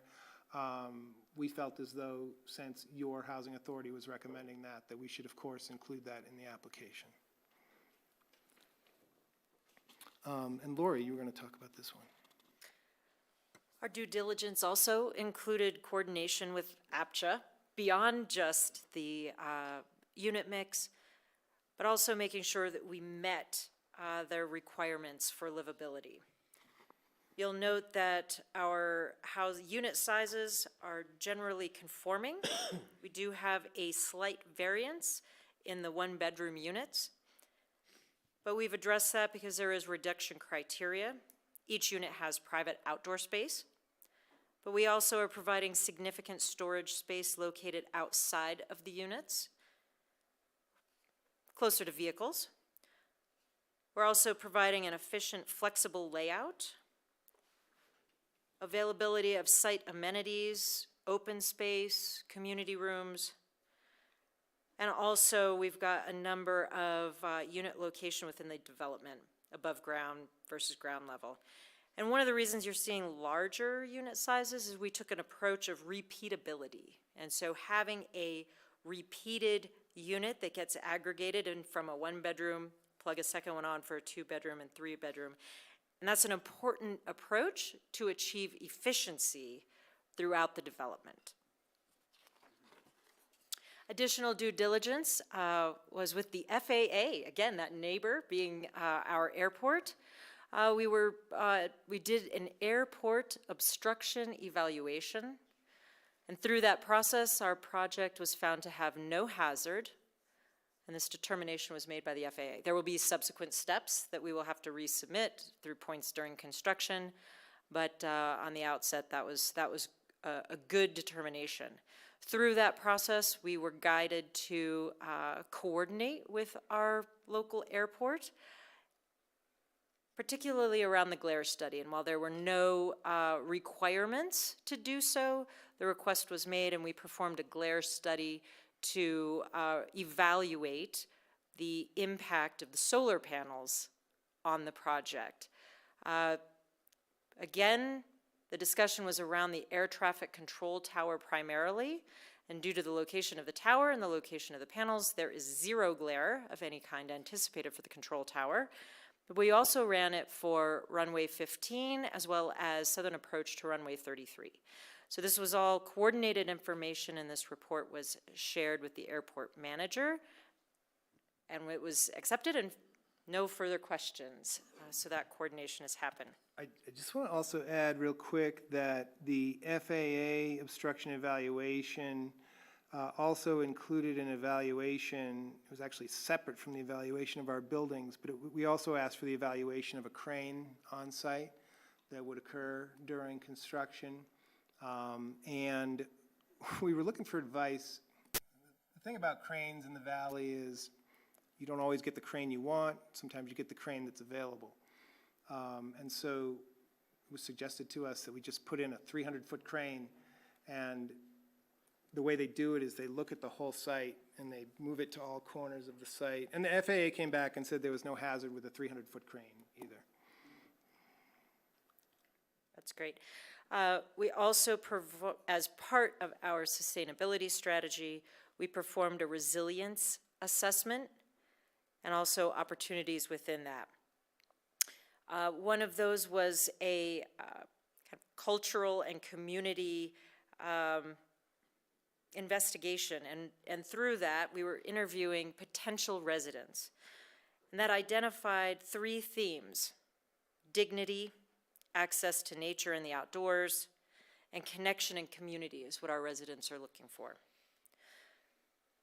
It also identified design considerations for well-being and identified design strategies to mitigate hazard risks due to climate.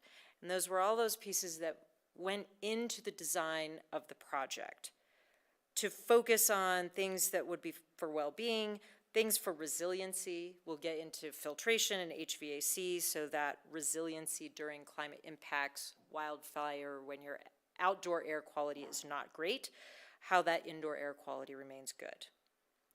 Through this, we had extensive coordination with the fire department, both from the wildfire defensible space, fire truck access to all of the buildings, and really that act of fighting a fire with the solar panels installed on the roof. We did receive letters from both the fire department and the police department indicating that this project would be servable.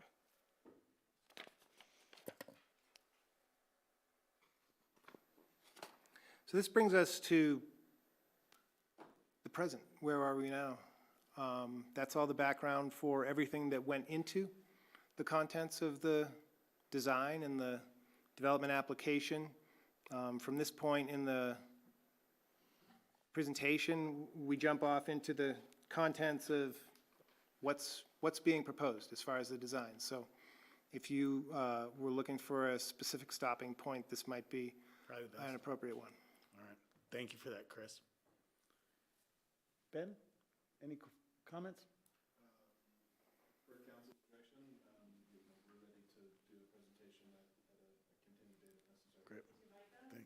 Thank you. You don't need to repeat it. It's all good. We'll move forward. Sarah, question for you. Continuance of this. I was looking at our long-range calendar. Should we continue this to our next regularly scheduled meeting or 6/13 work session? The choice of the council would be to hold a special meeting on June 13th if you would like, Tuesday, June 13th, or add it to your June 20th regular meeting. We just need to confirm the applicants available for both of those dates. Chris, is the design team available on June 13th and June 20th? June 13th for sure. Council, if you understand what I'm saying here, our long-range calendar does not have a scheduled topic for the 13th. That is a Tuesday, and we're trying to handle those workloads a little differently. So is that council's pleasure to continue this to the 13th at 4 p.m., 5 p.m.? Let's get her down 4 p.m. Okay. Board, if you'd like to make a motion. I'd like to move that we continue the lumberyard public meeting to a special meeting on June 16th at 4 p.m. 13th at 4 p.m. And specifically, will you mention ordinance number 10, please? Ordinance number 10, series 2023. Second. Yep. We have a motion and a second. Any further discussion? I'd start earlier if anyone. No, Bill.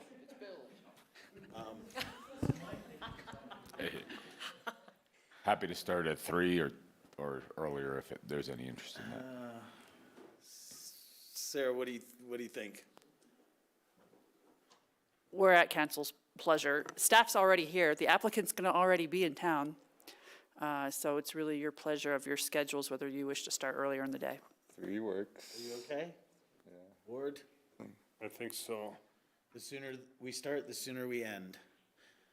So your motion is for continuing. Yeah, I'll amend my motion to continue the meeting of ordinance, public hearing for Ordinance 10, Series 2023 until June 13th at 3 p.m.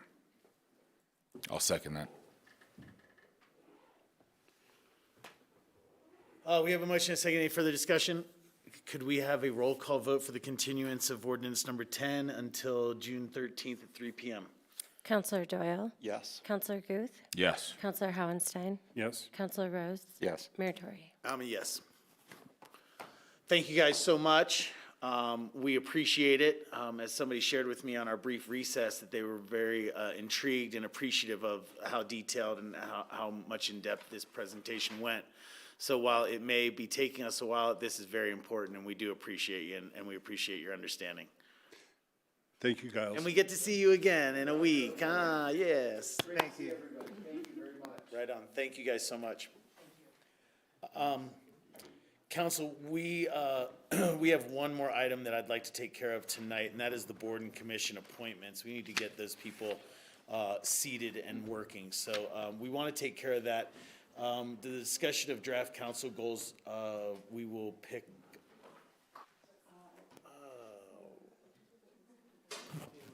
We could put that on the agenda for the. Yeah, she was, but Sarah was also saying that we might be able to just handle it at a work session. Mr. Mayor, our recommendation is to add it to Monday's work session schedule. And then again, if it doesn't happen, that's okay. We'll punt it again.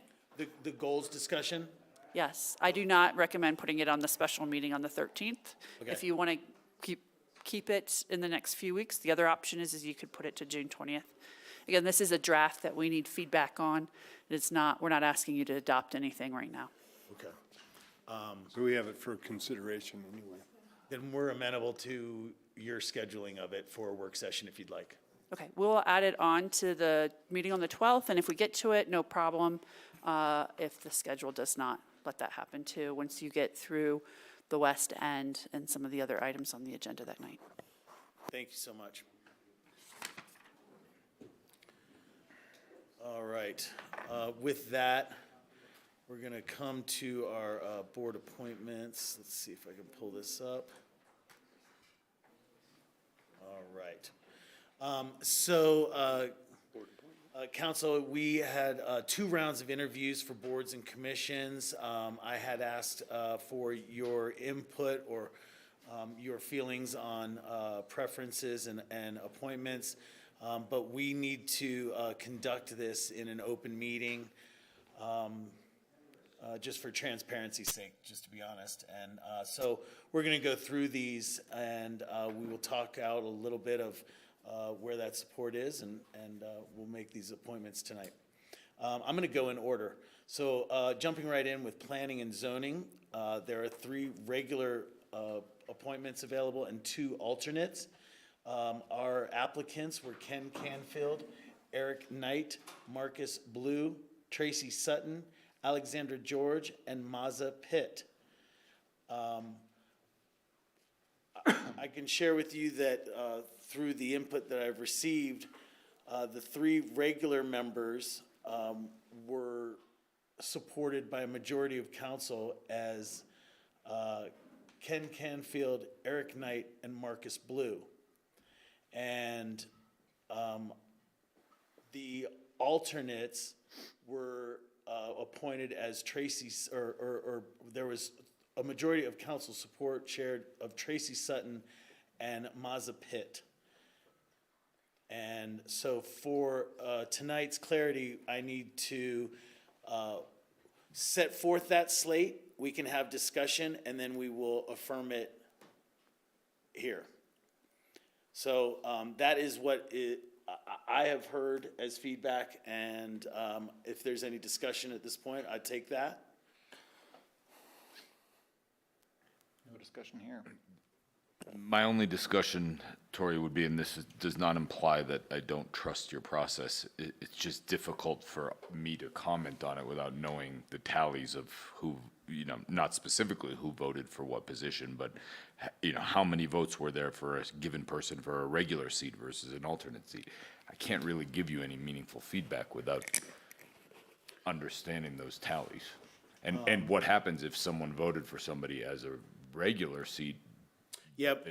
I just don't know how this process works. It's I not get you. unclear to me. That's fine, that's fine.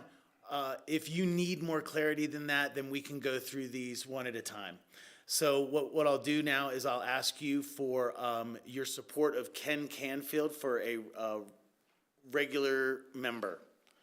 And those members that are supportive of that, thank you very much. That's a show of 5 for Ken. I had Eric Knight. Again, feedback was for a regular member position. And if you were supportive of Eric Knight in a regular position, please show by hand. Thank you. That was a 3-2. Then we had Marcus Blue. That was 4. 4. Yeah, 4 for Eric. Did I? Oh, I'm sorry. I didn't see. Must have been a hand blocking a hand. So that was 4. Thank you for clarification. Marcus Blue is where we were. So Marcus Blue had votes for regular membership, a regular seat. If you supported Marcus for the regular member seat, go ahead and show by hand. And there's another 5 vote there. For Tracy Sutton, and I'll just go through it, if you were supportive of Tracy as a regular member, you can go ahead and signal by raising your hand at this time. Thank you. I don't think I deciphered between. Yeah. I never did when I sent it to you. Not a problem? Yeah. Even if there's 2 hands showing at that is not a majority to carry that through, although Tracy was considered for an alternate position, and if you were supportive of Tracy either as a regular or an alternate position, you can show that support by hand. Tracy received enough support, a majority of council for that alternate position.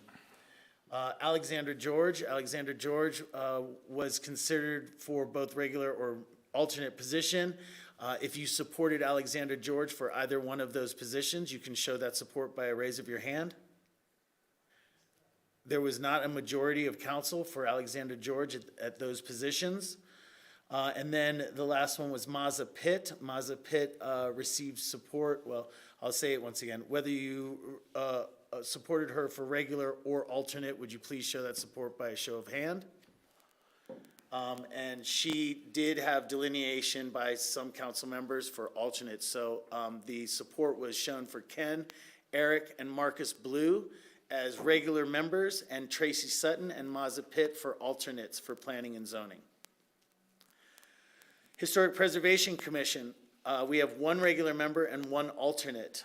Kim Raymond did receive some support, so if you were supportive of Kim Raymond as the regular member, please show your support by a raise of a hand.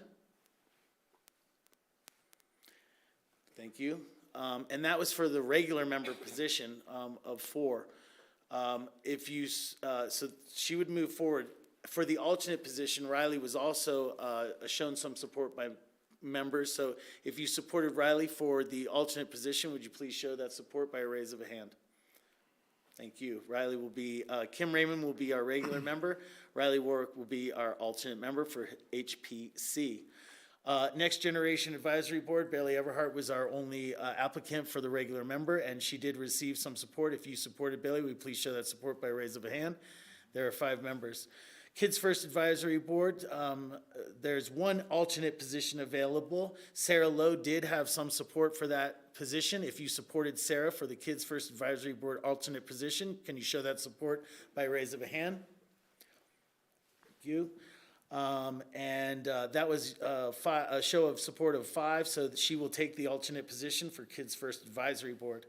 Grant Steering Committee, there's 1 regular member available, and Chris Menges was here to apply for that position. If you supported Chris for the regular member position on the Grant Steering Committee, thank you. That was a unanimous vote. Chris will be supported as our Grant Steering Committee regular member. Commercial Core and Lodging Commission, we are looking for 2 alternates and had 2 applicants. We'll do these one at a time. If you supported Naomi Kiss Baldwin for an alternate position, will you show your support by a raise of a hand? Thank you. Yep, and that is a majority of council. So Naomi will be joining as an alternate. And then Stephanie Davis was also an applicant for the other alternate position. If you supported Stephanie Davis for this other alternate position, will you please show that support by a raise of a hand? And there is a support of council for that as well, so, from council. So she will take the other alternate position for the Commercial Core and Lodging Commission. For the Board of Adjustments, we had 1 alternate position, and Tim Sack is reapplying for that alternate position. If you supported him, please show that support by a raise of a hand. That again is unanimous by council. He will take the alternate seat or retain the alternate seat. For the Aspen-Pickens County Animal Shelter Board, there are 2 regular members and 1 alternate position. We had 4 applicants. Adam Goldsmith was reapplying, and if you supported him for reappointment, please show your support by raise of a hand. Adam Goldsmith will return as a regular member. I think he's actually chairing it, perhaps. And then Allison Radicek also had support of council members for a position. If you supported her for a regular membership, will you please show that support by raise of a hand? Mixed up. They were all acceptable to me. Yeah. So yes, Allison did receive support by a majority of council for a regular position. Diane Wuslich was supported by some members of council. If you supported her for a regular member or alternate position, will you please show that support by raise of a hand? I can't remember. I know you don't. Okay. That would be our alternate position. That is correct. And Cynthia Jankowski did receive some support, but the vote that we just showed filled those positions. At 2 regular members with Adam Goldsmith and Allison Radicek, and 1 alternate being Diane Wuslich. Let's encourage Cynthia to attend. You just did, but I'll say it again. Cynthia, we really appreciated you applying, and you had a lot of support. So we do encourage you to either attend the Aspen-Pickens Animal Shelter Board meetings to stay informed and up to speed with them, or please apply with us for another position on another board. We really did enjoy interviewing you and meeting you. That is it. We have one other, though, that is not on our list here, and that was the APSHA alternate position. This is a joint appointment, so the applicant needs to be approved by both the county and the city. The applicant was Peter Granny. He did go through the county process, and I believe that they have accepted him pending. They have not voted. Oh, they have not voted on him yet. They have not voted. Okay. Body has. Okay. In that case, then it's just our opportunity now to either send him forward with the City of Aspen support or not. So if you support Peter Granny for the APSHA alternate position, would you please show that support by raise of a hand? And that's a majority of council, so we will send him on as accepted by City Council and looking for county approval if they so desire. Mr. Mayor, if I may clarify just for the record, it's my understanding that you did receive input from various members as you described tonight. And at this point, the members have voted.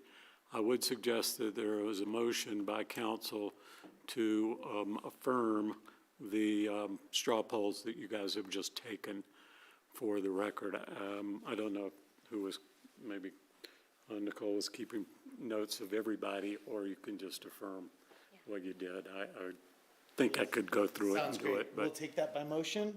I move that we affirm the appointments of the citizen boards by a motion or. As stated by council. As and the stated by straw polls. council and recorded by the city clerk. Yes. Second. Thank you. A second by Sam. We have a motion and a second. Is there any further discussion? I guess I'll just real quickly, I'll just say that, the process that we've used for years was really intended just to keep some of some of maybe the negative talk that can happen in some of these interviews from being aired publicly. But I enjoy this. I like our interview process that we do, and I don't mind us having this conversation at the table. It's not a big deal, but for transparency's sake, this is a must. So all respect to everybody that wants this process to be as transparent as possible. And I would also say, to those that applied to our boards and maybe did not get appointed, or to those that did not apply for any of our boards or commissions, please, we urge you to. We still have a few openings on some boards, and we love our citizen volunteers. They are part of what makes our city so strong and so special. So please, participate when you can. To fill out those applications, all you have to do is go onto the City of Aspen website. You can find it there. I have a, yes. I'd like to move we adjourn. Did I need No, to we take didn't the do a roll roll call call. vote for Ward's motion on accepting the 4.5 hours. board appointments as Yeah. stated in this meeting? Counselor Doyle. Yes. Counselor Guth. Yes. Counselor Howenstein. Yes. Counselor Rose. Yes. Mayor Tory. I'm a yes. I make a motion to adjourn. I'll second. Yeah. We have a motion and a second for adjournment. Is there any further discussion?